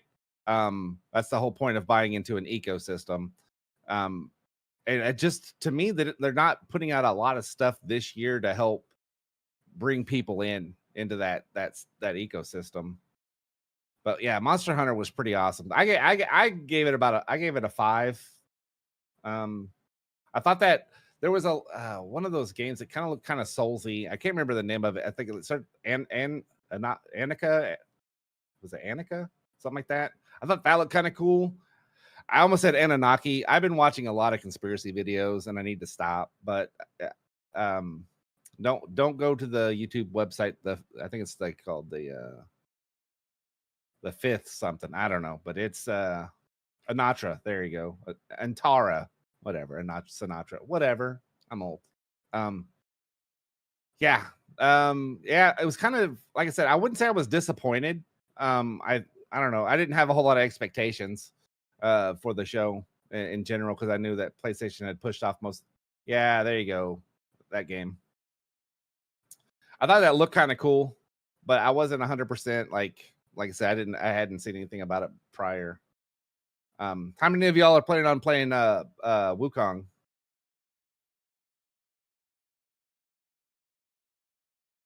I think I don't know if that game's gonna live up to its expectations, to be honest with you.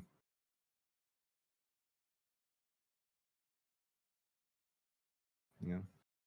I don't know. I'll give Monster Hunter a shot, I guess. Again, I don't know. I do like Black Myth Wukong. That's what I was talking about. Nope on the Wukong. All right. But yeah, I have to give it another shot. The combat just was so slow. I don't know. Maybe it was just the way I suck at it. I don't know. Who knows? You booked your vacation for it. Nice. And you're prepared to be disappointed. Nice. God, I can't remember if that's, I don't think it's ever happened to me, but like, you take a vacation and it takes forever to get a vacation in, and then they delay the game. That's never happened to me, but that sucks. Mark, are you a Twitchy player? What do you mean? What do you mean by Twitchy? Oh, what are we talking about? I'm actually I think he's asking me if I like faster combat. I like faster combat, just in general, just playing wise. I don't know. Oh, Endwalker, that happened for them. Fast-paced games. I actually don't play a whole lot of shooters anymore. Surprisingly, I play more CRPGs and just slower paced RPGs. I like to sit and think. And I did play Neo. Yeah, Neo 2. As a matter of fact, out of the two of us, I'm the only one that beat it. So I'm just saying. This guy. I have gaming ADD. I walk away from games. Yep. I like the combat in Neo a lot. Warframe is all the Twitch you need. I like Warframe a lot too. So yeah, Warframe is definitely good. And I like to use Goss, and he's super fast. So maybe I am Twitchy. What else do we have on the docket today? Anything? Let's see, my boy. We got.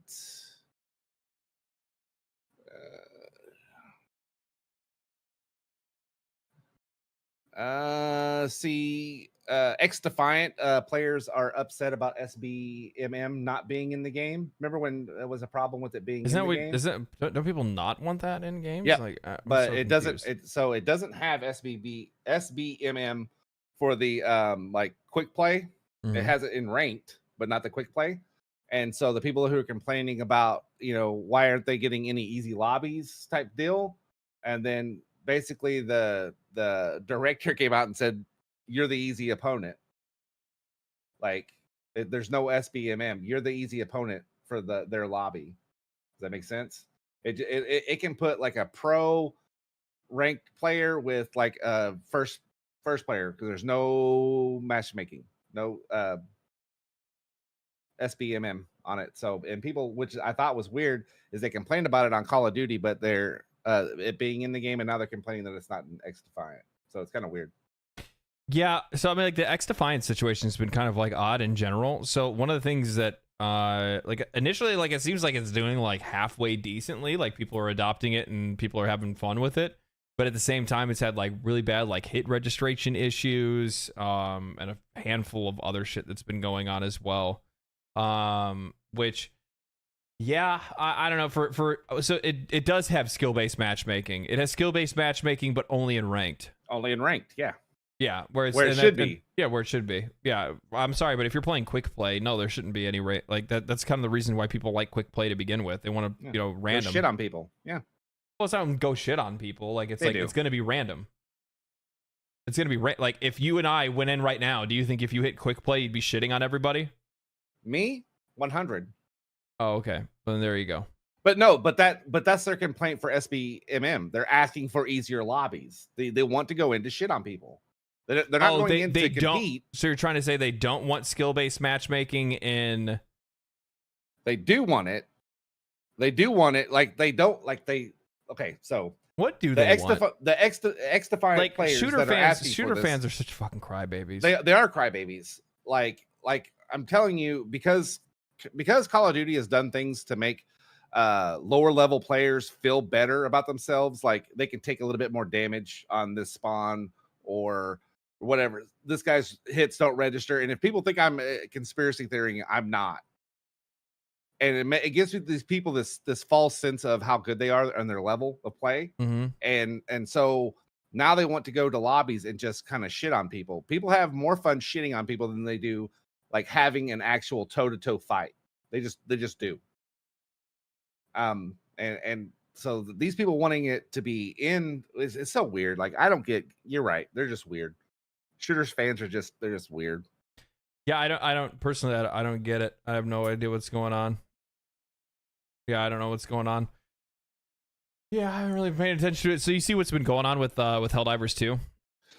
Yeah, apparently this what are they called? The orders is not going very well. Major orders. Yeah, apparently. Well, the major order just completed. Yeah, so, it didn't go very well. So no, it did. They completed the major order. It's when it launched was the problem. So when it launched, for some odd reason, like the monster spawns were directly on top of the thing that you needed to defend. Yeah, the drill. And the monster stuff was also like grossly overtuned. So it's like really, really, really hard. But you can see now that if you were sitting over prepare for FTL jump emergency jumps, if you were sitting over Meridia. Before the bombs went off, they basically pumped this like black fluid or black hole fluid into the into the ground, and I think you actually get to see Meridia get sucked into a black hole and collapse upon itself, if I'm not mistaken. But it's gone. They straight up deleted a planet. That's kind of cool. Yeah, that is kind of cool. Yeah. Yeah, gravitational anomaly detected, and then it just gone. Now it's a black hole. Which, I mean, the thing is that if a black hole is like that close to other planets that are surrounding it, wouldn't that also draw those ones in as well? No, it wouldn't. No, it wouldn't. Space is space is my thing, dude. Okay. Space is way too large for that. Like those planets would have to be like close, like a super close moon for it to be able to pull them in. I mean, over time it would, though. Depends on where they're moving. I mean, you think about our galaxy has a huge, super massive black hole in it, and we're not getting sucked closer to it. We're not? No. We're being pushed away from it? Why are you yelling? I'm not. Yeah. I'm just asking. No.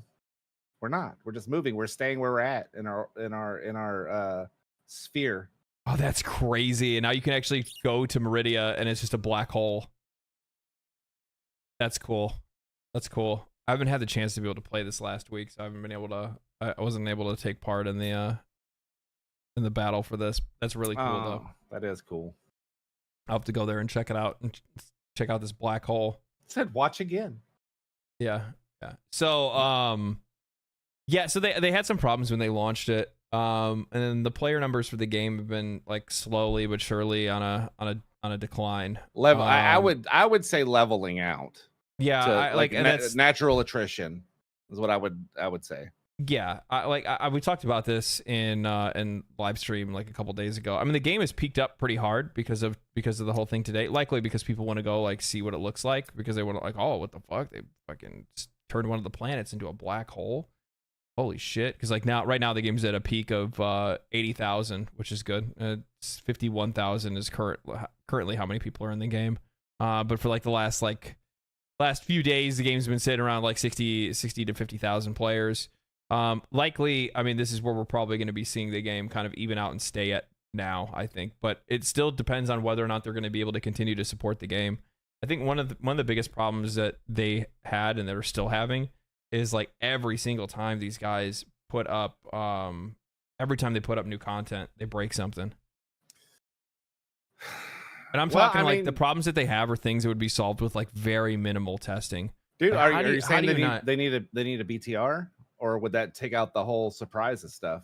Like no, I wouldn't do BTR with NDAs. PTR. I'm talking about play your own fucking game. Yeah, that's fair. I mean, it's not a large studio. I mean, can they run into every problem that they're gonna have? Bro, I'm talking minimal testing. Like, how do you not know that the mission that you just put into the game, when you go and play that mission, the monster, like the spawn rates are tuned up so high, and they spawn directly on top of the thing that you need to try to defend. Like literally, they could have just ran one mission and they would have seen it. It was so bad that if you put it on base difficulty, it was so bad that if you put it on base difficulty, on trivial, it was spawning massive waves of bugs, like way more than you could ever even handle on that difficulty. So at this point, from what you're telling me, they did it on purpose. Well, like part of it, yeah, because that would make sense from a narrative perspective if they were like making it like, oh man, look how crazy it is, because it's a super colony. It's a planet that is literally the entire inside is infested with these bugs, and the only way that Super Earth can get rid of it is by literally destroying the planet, because there's no other way for them to be able to eradicate the bugs, right? Yeah. That's part of it. That's part of the reason why they wanted to use that weapon to get rid of it, because they saw no other way for them to be able to control that planet. But yeah, like the thing is, like the issues that they would have ran into are just issues they would have seen just by just turning on the game once.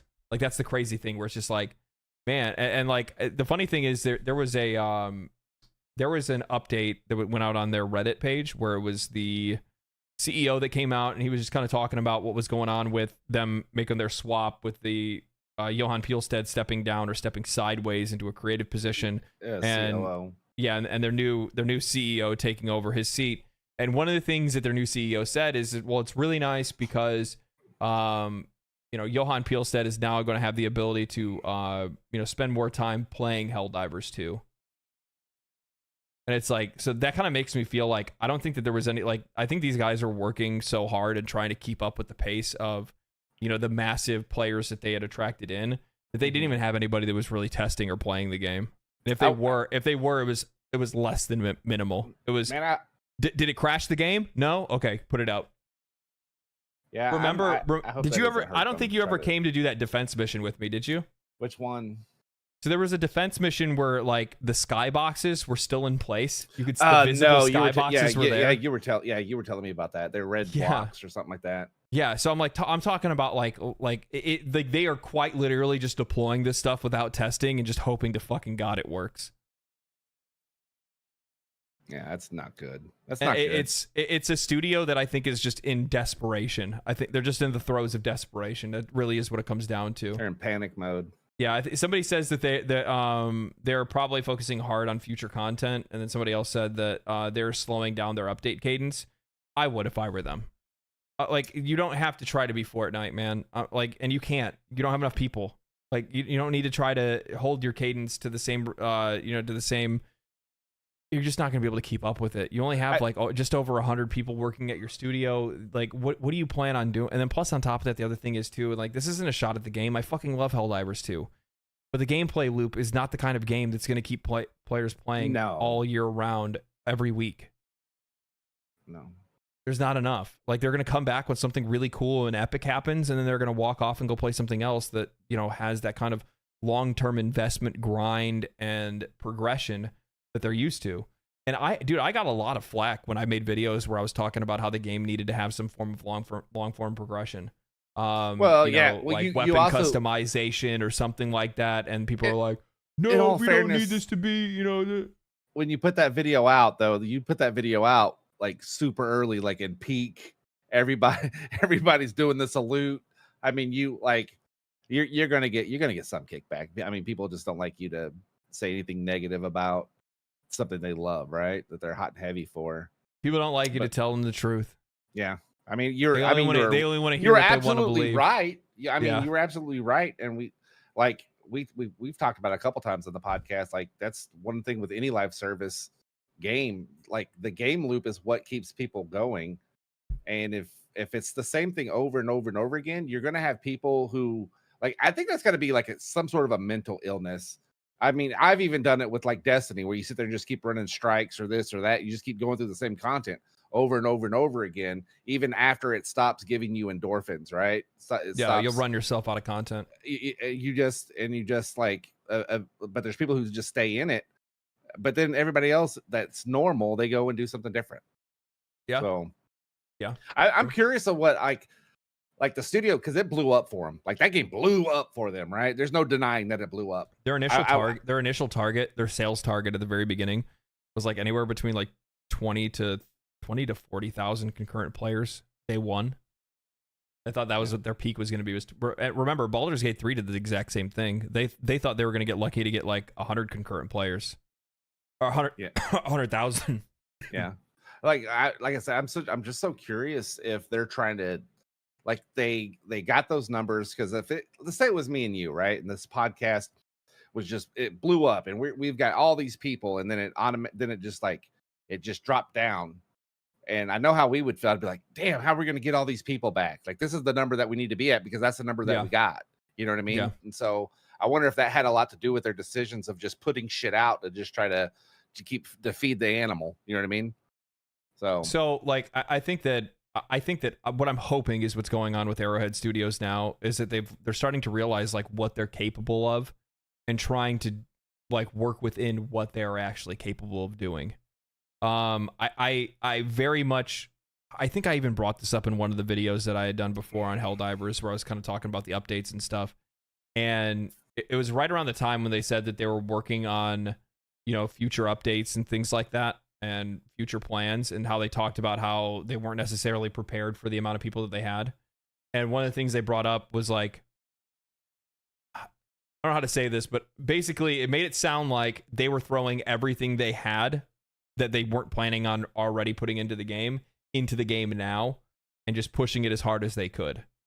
And I think that comes with a lot of the narrative stuff, the progression of the narrative, which also would then include the missions. Like, there's a really good chance that, as an example, like those defense missions that they released that still had like the skyboxes and stuff in place, I would guarantee that stuff was planned, but it wasn't ready, and they probably didn't think they were going to release it for some time. And what ended up happening is, because they had so many people, they were just trying to throw everything that they already had prepared, at least to some extent, into the game right now, to try to hold on to as many players as they possibly could until, the eventual fall off. And I think now they're kind of like at the end, they've kind of gassed it, and they don't have anything else that they can really throw into the game now.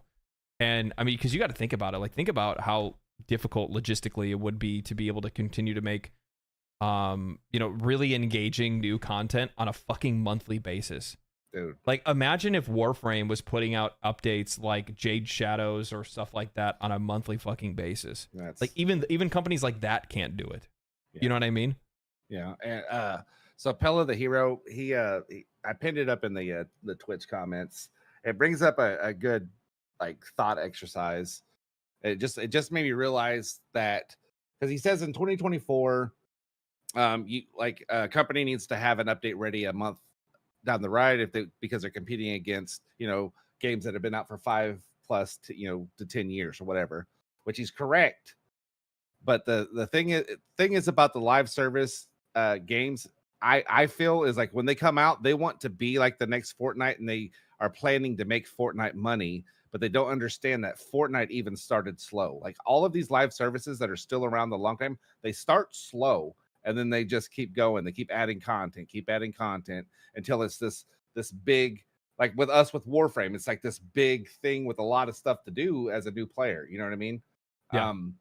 And like having the mindset that I'm going to come out with a live service game, and it's going to come out and it's going to make Fortnite numbers right off the bat, it's super unrealistic. Well, it's not going to happen. Well, because the thing is that people only have so much attention to give, right? And also at the same time, people are already invested in other games to begin with as well.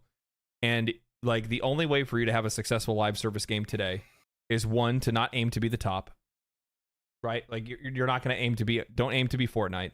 Aim to be what you can be. You know what I mean? Aim for the crowd that you think you can attain, and then try to make sure that you're showing players that the game will have enough value for them to continue to invest their time into. That's really all it comes down to. Yeah. But if there's not enough at the very beginning to show that there's going to be more for you to look forward to later, then yeah, chances are, players aren't going to want to adopt the game. They're not going to pick it up. They're not going to stick with it. I saw somebody said the comparison to Warframe is crazy. No, like what I mean by that is like a live service game, right? Like, so for Helldivers 2, they've tried to make sure they put in like new mission types, new weapons, new enemy types, all kinds of different things, right? Like literally every month since Helldivers 2 came out, they have put in something new every single month. That's the War Bond, which has added new weapons. But then outside of the War Bond, there's been new enemy types that have popped up. There have been mechs. There have been stratagems. There have been, events like the defense mission or the TCS towers, all those kind of things. That's a lot. That's insane for you to try to keep up with that kind of cadence month over month over month with only a 100-person team. The reason why I make Warframe as a comparison would be, imagine if Warframe was adding new weapons and new frames and new mission types to the game every month. They can't. Even at their size, they can't. You know what I mean? And you have to keep in mind that, like, I just what I'm afraid of is that I'm afraid that like some of these studios are going to find some like immediate success, and then they're going to try to do something that's beyond their means, and they just don't have the ability to do it, and the game is going to collapse as a result of their failure to be able to support it in a meaningful way. They're going to try to do too much rather than try to do something that's meaningful. That's what my worry is.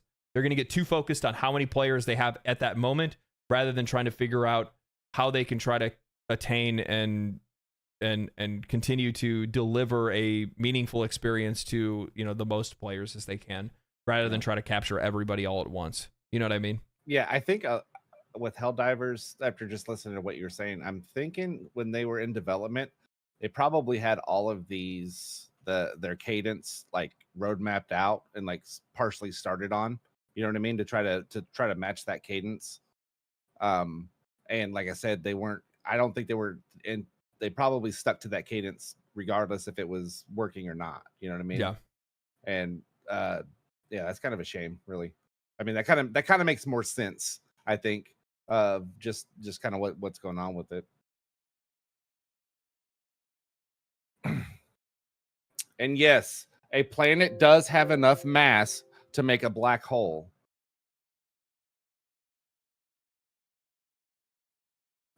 Oh, okay. So you can make a black hole super tiny, super big. But in the instance for Helldivers, they are injecting the dark matter to make a black hole into the planet. Right. So it's actually imploding into the black hole. Yeah, I would imagine like a planet on its own isn't going to create a black hole. Yeah, we don't have enough gravity to smash into a black hole. So not yet. Just keep eating McDonald's.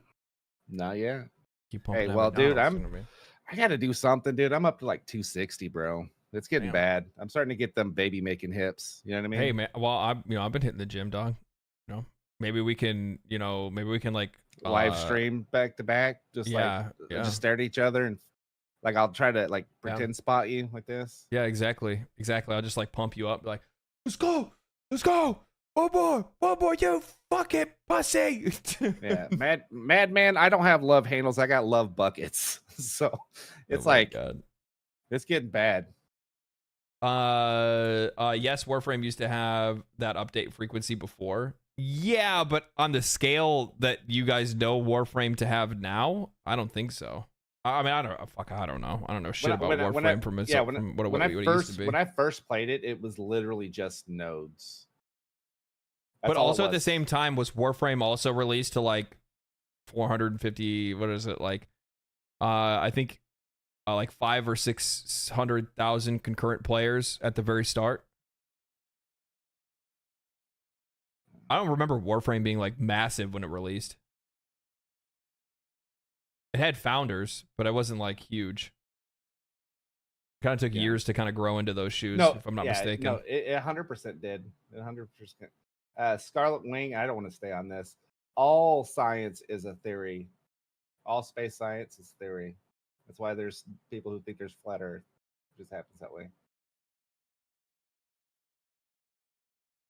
Oh man. Yeah. No, I mean, I think we said it first about Warframe is like from what it was when I played it, 7-8 years ago to now, it's like a vastly different game. I mean, vastly different game. And so like it's pretty amazing where they come from, where they started and where they've gotten to. That's for sure. Warframe had a really long content drought before the second Dream. Yeah, I heard that as well. I heard that even their like major cadence for like major updates were like, a year or more in between sometimes. It's only been until recently that like, over the last few years have they kind of gotten to the point where there's been like pretty like solid releases during the middle of the year, like a couple times during the middle of the year, and then like one major release. Like some type of like major, But it's like they came up with an idea for a game, but they didn't have any context for it, like story. You know what I mean? Like the main arcing story, and then that's when that they came in with that later, which they killed it. Honestly, they fucking nailed it. But yeah, like fucking professional retconning. Yeah. Well, actually, no. The funny thing is that if you look, and I don't think that's actually true. If you look at the lore for Rhino Prime in the Codex, it shows that they already had a pretty solid idea of what this game was, who the Tenno are, who, like what the Orokin were doing. Like they already had the ground laid out. You know what I mean? Yeah. Well, kind of. I mean, I feel like I feel like the second Dream stuff versus the stuff with the the heads of the three factions, Corpus and all that stuff. I think they ended up Second Dream, what they did was with that initially first stuff is they just found a way to tie them into that versus like just removing it from canon. They just tied them into the story in different ways. Yeah, I can see that. I mean, that's just kind of how I saw it. But then again, I have attention deficit disorder, and I missed. I thought that the Warframes were just built to kill the infested. I didn't know that they were infested people. Neither did I until the other day. Anyway, so this is the part of the show, guys, where we usually ask you, or you ask us, if you guys have any questions you would like to ask us here at the end of the show. This is your opportunity to ask us just about anything. If it's anything news related in the gaming industry or whatever it might be, you can go ahead and at Legendary Drops. We'll see the question pop up. We will answer said question, and we'll answer it to the best of our abilities. So this is your opportunity to ask us anything if you'd like to. Oh, man. I figure out what I'm going to play tonight. I don't know. I think I'm going to go back to Ghost of Tsushima for a little bit before I go to bed. Yeah, I might hop onto Warframe and try to farm out more of that stuff for more of those crystals and stuff. I went and I did some of the. I was so fucking triggered yesterday. Oh my God. You've got your helmet. Yeah. Okay. And you did. I can't. God, that's why I don't know if I can. Don't bother asking me anything story related. Okay. Well, here's the thing: is I don't know. I don't want to ruin anything, so I'm just trying to fuck it. Never mind. We won't talk about it. That's what I'm saying. Just don't. I wouldn't even bother right now. No, I went and I took pictures I took scans of the plants that I need to make this apothec to do this side quest called Silver Grove. I fucked it up yesterday because I hit the wrong node. It was so stupid that I could even waste it in the first place. But I've been getting the materials to be able to make it again so that I can finish that damn side quest. You know how I am with side quests and stuff like that. Like I have to complete that shit. Well, there's 4 of them that I'm just like, I'm good. At Legendary Drops, what are your thoughts on Wuthering Waves? As much as I would like to have part of me wants to go and look at it. I want to look at it from I want to go and play a new gacha game from the perspective of somebody that is not only clean from gacha games, but also fundamentally does not like their the core of their gameplay. And I want to kind of review it and dissect it from that kind of perspective. Likely it'll get me a lot of hate from the gacha community, but to be honest with you, fuck up. Fuck. What's your opinion on if Capcom turns Monster Hunter Wilds into something like a linear adventure game like God of War? I personally would probably love something like that, but Ian, on the other hand, he's more of the expert at Monster Hunter. If they turned it into something that was linear like God of War, I don't think they'd ever do anything like that. One of the reasons I didn't like the earlier Monster Hunters was because they were too linear. At Legendary Drops, how long do you think it will take for the gaming industry to crash? See, the funny thing is that I don't really think it's actually in for a crash, more or less a correction. I think one of the things, I think the problem with the industry is mostly locked into major publishers, and though major publishers do have access and also own a lot of the major brands, some of the best games and the highest sales that we've seen over the last few years, like games are still being sold. People are buying games. The problem is that people aren't buying games from they're not buying as many games from Sony. They're not buying as many games from Xbox as in comparison to like the rest of third party companies like independents and stuff like that have been actually absolutely fucking crushing it over the last few years. And that's one of the reasons why a lot of them have been talking about, oh man, we see we see less sales in the future and less players in the future, and it's like, yeah, I'm sure you probably do. Because that's exactly what's happening. Yep. Favorite horror game? I've got 3: Amnesia, Fear. Maybe I got 2. I've got 2. Fear and Amnesia. Probably no. Outlast. Is it Outlast? Yeah. That the one where you got the camcorder and you were hiding from the dude under beds and lockers? That one was pretty good. Biohazard. I really liked Resident Evil 7 Biohazard. That shit was fire.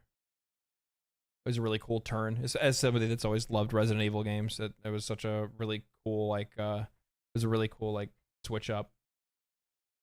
At Mark, have you ever tried using Kinsect Blade in Monster Hunter? He doesn't even know anything about he played 5 minutes of that shit and turned it off. Kinsect allows you to be able to do aerial combat. You can flip around and dash around and shit. It's very fast. I'd probably like that because that's what I like. I ended up liking in. If you're looking for something fast, you play that or Dual Blades, and you get all the speed that you want. At Legendary Drops, do you think Microsoft will talk about layoffs, or will they just ignore it for the showcase? They'll just ignore it for the showcase. Yeah, they're not going to talk about that. That's not the time and place for it. How successful do you think PoE 2 will be? Not as successful at okay. So it's hard to be able to project the success of something that's free to play in comparison to something that sells copies. I think that PoE 2 will be more popular than Path of Exile, that means very successful. Will it pull the crowd from Diablo 4? Some for sure, but it depends on how accessible the game is. If the game's still too fucking convoluted and difficult for people to understand, it's still just going to be too big of a barrier for, the more casual player. They need to target the mid-core, but I don't think that I'm not really sure if they're going to do that or not. I don't know if they're going to target the mid-core. Yeah. I don't think by the way, I've seen it in the deal. The layoffs aren't indie proof, by the way.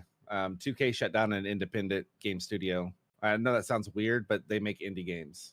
Even though it's published by 2K and it defeats the whole indie purpose, they initially make smaller games for them. I mean, that's just kind of where it's at with it.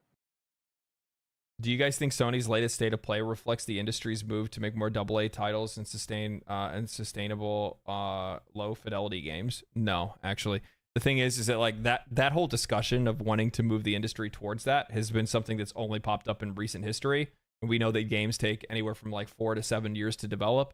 So there's no way that the industry is that fucking dynamic and flexible that it could start making AA it's too big of a ship to turn that quickly. You're going to see a gradual change over the next 10 years probably, but it's not going to be something that's going to happen immediate. They're going to And buy up and publish smaller games for sure, but those are games that were already being made to begin with. Yeah. Like I said, we're not in a crash, but it's in a downturn. It's just that, like he said, it's a changing thinking on how they're going to do stuff, or how they do stuff, do business. Legendary Drops new here. Do you do OF?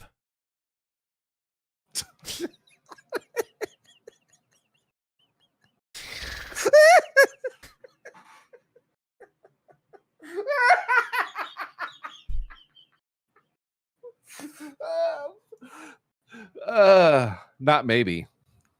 Not Fucking yet. yes. Not yet. Not yet. Oh, Not yet.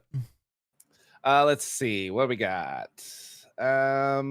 No, I have not played Subnautica. I looked at it today though. It looks like it'd be pretty interesting, kind of right up my alley, to be honest with you. Legendary Drops. Now that you've played for a while and have gotten involved in the community, what is your opinion on its monetization and community? If you look at games like Overwatch now,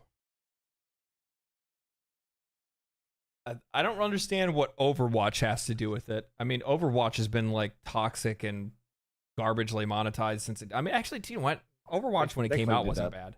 No, it wasn't. It was actually it's gotten worse with their season passes. But when it first came out, you could. I mean, yes, you could buy loot boxes. But you could also earn them fairly easy. Yeah, you'd earn a shitload of them just by playing the game. That was like the best part, because we'd play a bunch of matches, I'd earn a bunch of boxes, or I'd stack them up over time, and then I'd rip them open afterwards. And since I'm somebody that doesn't really give a fuck about cosmetics, like I do, but I don't. Like, I like to earn that stuff, and now you don't earn it, you buy it. So like that's a lot less fun, a lot less interesting. But outside of that, I mean, like my opinion on the monetization has like evolved slightly. But I still hold the opinion that Warframe's monetization is highly dependent on the perspective of the person that it's coming from. If it's a veteran player, the monetization is fucking great. If you're a new player, the monetization is one of the most predatory systems that's out there. No different than fucking Korean games and shit, in my opinion. It's like a damn mobile game. That's fair. Literally, it is. It is. Like regardless of whether people think, you know, forge rushing is unnecessary or not, regardless of what people think that you don't need to actually buy frames, regardless of what they think about any of that stuff, it doesn't matter because it's there. Yeah. And from the perspective of a new player, you're going to see that shit and go, nope. Yeah. Nope. Well, I almost walked away from the game because of it. The only reason I kept playing it was because I have friends that were playing it. Yeah, like I'm having a lot of fun playing it the way that I'm playing it. And to be honest with you, and everybody in the chat or whoever's played Warframe, if you try to say that you've never given money to that game, you're kidding yourself. That game would not still be around if everybody was a strictly free-to-play player. It just wouldn't be. I mean, they've got to keep their lights on somehow, right? I'm not. Don't say I'm not like grandstanding to justify my stance on it. But it just is what it is. I mean, free to plays, that is their monetization. That's how they stay open. Yes, I watch anime. Let's see here. Oh, you should. Gacha games free update frequency is crazy. Man, dude, I'll be honest with you. Like, I could go for the fucking easy money and just straight up be a gacha YouTube content creator, because it's such an easy cow to milk. Like, it's wild how easy that is to milk. Especially people because love the thing to is, watch like, other people spend money. Imagine someone like me, not to pump my own tires, but to also pump my own tires. Somebody that comes in with, like, you know, critical analysis, you know, thoughtful essays and things like that. Thoughtful analysis is probably the best way to say it, coming in and talking about stuff like that. But at the core, from my perspective, and you're welcome to disagree with it because everybody likes different games, I think that gacha games are the most poorly designed pieces of shit on the entire market. And the reason why I think that is because their monetization is built around the fact that the game lacks so much engaging gameplay and worthwhile play that you are buying characters to give yourself something fresh to feel. It's literally just a time waster. Like the gameplay, like in most gacha games, the gameplay is literally boiled down to rock, paper, scissors. It's fucking Pokemon, but you pay for it. oiling his own gears in public. But yeah, that's the reason why I don't really talk about it. Yeah. Opinions on the $50 League of Legends skin? $500. Oh, I thought that's 50 at first. No, it's 500. To be honest with you, I like a company can. I'm so weird. A company can sell whatever they want to sell. Like you don't have like no one has to buy it. I think it's dumb. I think it's a bad look for a company to do shit like that. But they've got a right to sell whatever the fuck they want to sell, and you've got the right to tell them to go fuck themselves. So yeah, I don't know, man. Like when it comes to Star Citizen has entered the chat. oh my god, yeah, no shit, for real. $500 skins is fucking crazy. But it's not just a skin. Like it's like a collection of a bunch of different things, skins, and a bunch of different stuff. I don't know, man. Like there's really not any like fucking mobile, or not mobile games, but like those games are just gonna do what they do. Like it's as simple as that. Like you're not gonna change it. Like they're like League of Legends is a free to play game. It's gonna monetize the shit out of everything they possibly can, and they're gonna try and charge more for everything that they have as well. So yeah, I don't really necessarily have an opinion on it, to be honest. It's one of those things, like, it sucks, it's gross, I don't like it, I hate that kind of monetization. You guys already know that by now. You know what I mean? Yeah, it is. It's gross. See, Murderous Mushroom is with me. He's got 3,000 hours into Warframe and has spent about $1,000 total. I've got about 240-ish hours, and I've spent about 400. So it's about where I'm at. The funny thing is that Brian says, just don't buy it. Yeah. The funny thing is, like, it's actually fucking true. But the problem is that like the vast majority of people will complain and still buy it anyway. Or it doesn't even really matter, because even like the people that complain about it, you don't matter, because there's still gonna be people that buy it regardless. Yeah, I mean the Final Fantasy 14 community is really big about shaming. Well, I wouldn't say shaming. It's frowned upon to use the shop. You know what I mean? And so if you have a shop only mount, yeah, people they notice. So yeah, true. You know what the other thing is too, like one of the reasons why I've stayed away from gacha games specifically, I was just thinking about this, is that like gacha communities are fucking psychopaths. Yeah, they are. Like you have to think, like, they are financially invested in a fucking game. Well, and if you come out it's an investment. and if you come out talking negatively about their game, yeah, well, you're talking about, their investment. That's like the fastest way for me to get doxxed and fucking hung out to dry. You said what? Yeah, that's why I'll just say they're all bad, because then they'll just completely disregard my opinion. My spending is already dropped off. I've got all the frames that I want in the Prime versions, and I'm just kind of just chilling and having fun with the game. Yeah. Warframe needs a better way to get to make new players aware of what the game offers, because it's hard to figure out things. Hard to figure out things on your own as a player. Yeah, for sure. As a new player, it's difficult to do that. I still think that like getting rid of noob traps is one of the things that I would really like to see them do. I know that's a really tough ask, like especially like coming out and saying like there's a lot of people that don't like this take, but like either get rid of forge timers or get rid of the ability to rush them.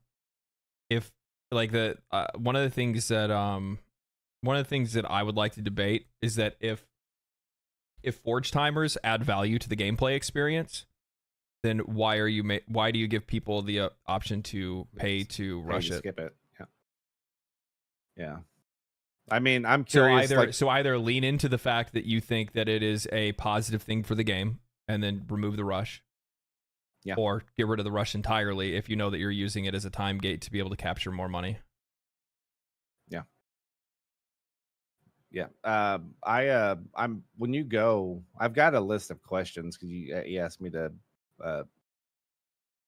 some stuff that I'd like to ask. Do you plan on asking the devs their future plans for, like, because like this happens with every kind of online live service MMO / game, is like it kind of limits who can become a new player, right? So like, do you want to come into a game that's like Final Fantasy 14 that's, 10 years into it, and then you have to start and go through all of this content to get to where, let's say you have friends that play here, you know what I mean? So like, what are they planning on changing their new player like formula strategy? I mean, keep in mind, like, I realize that, because there's been a few people that have made this comment. Like 150 hours to get to the second dream is way more than an average person would ever spend, right? Like, the reason why it took me so long to do that was because I was looking into a lot of different things that are in the game, right? Yeah. I'm exploring the game. I'm looking at the systems. I'm trying to understand it. I'm trying to play more of it in a lot of different ways rather than just skip through a lot of stuff. Other players aren't going to do that. They're just going to like try to follow what they would assume is like a main story quest, which is just pushing nodes. And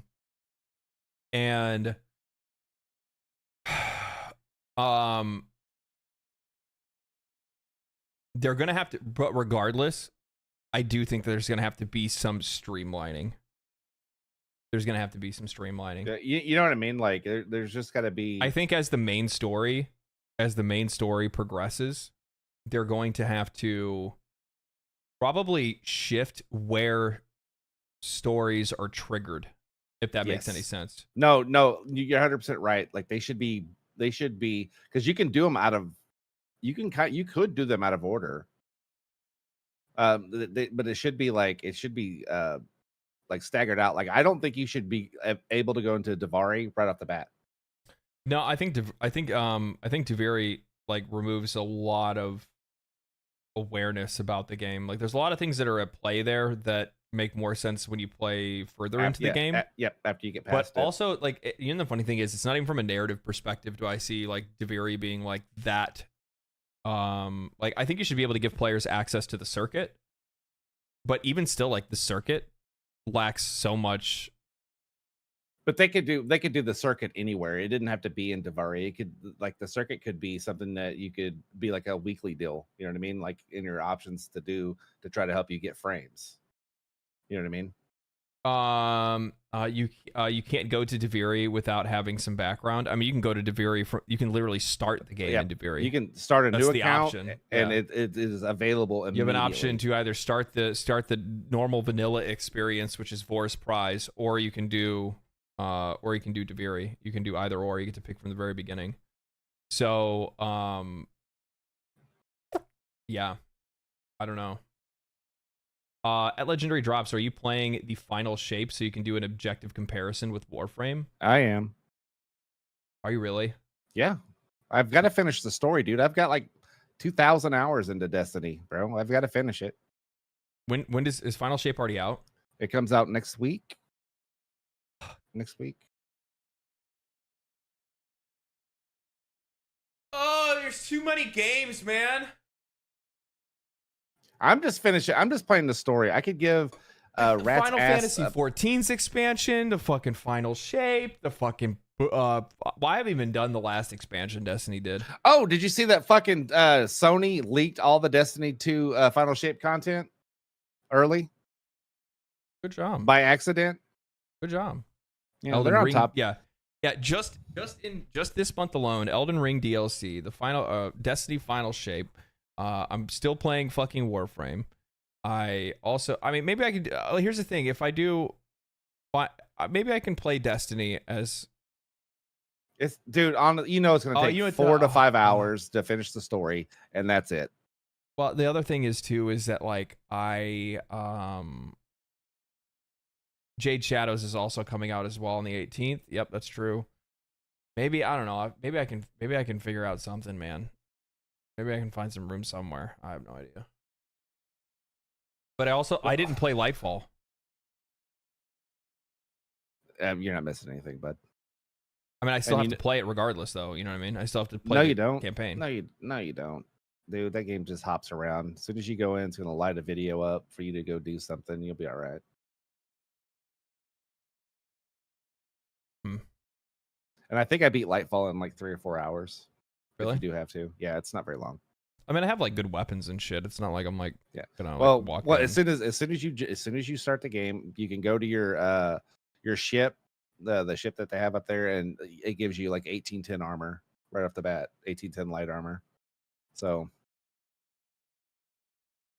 I love Yeah. that it says Destiny 2 free to play. Like, what? What are you talking about? yeah. But anyway, ladies and gentlemen, that is it for the stream today. Thank you guys for showing up to the podcast. It's always a great way to end the week.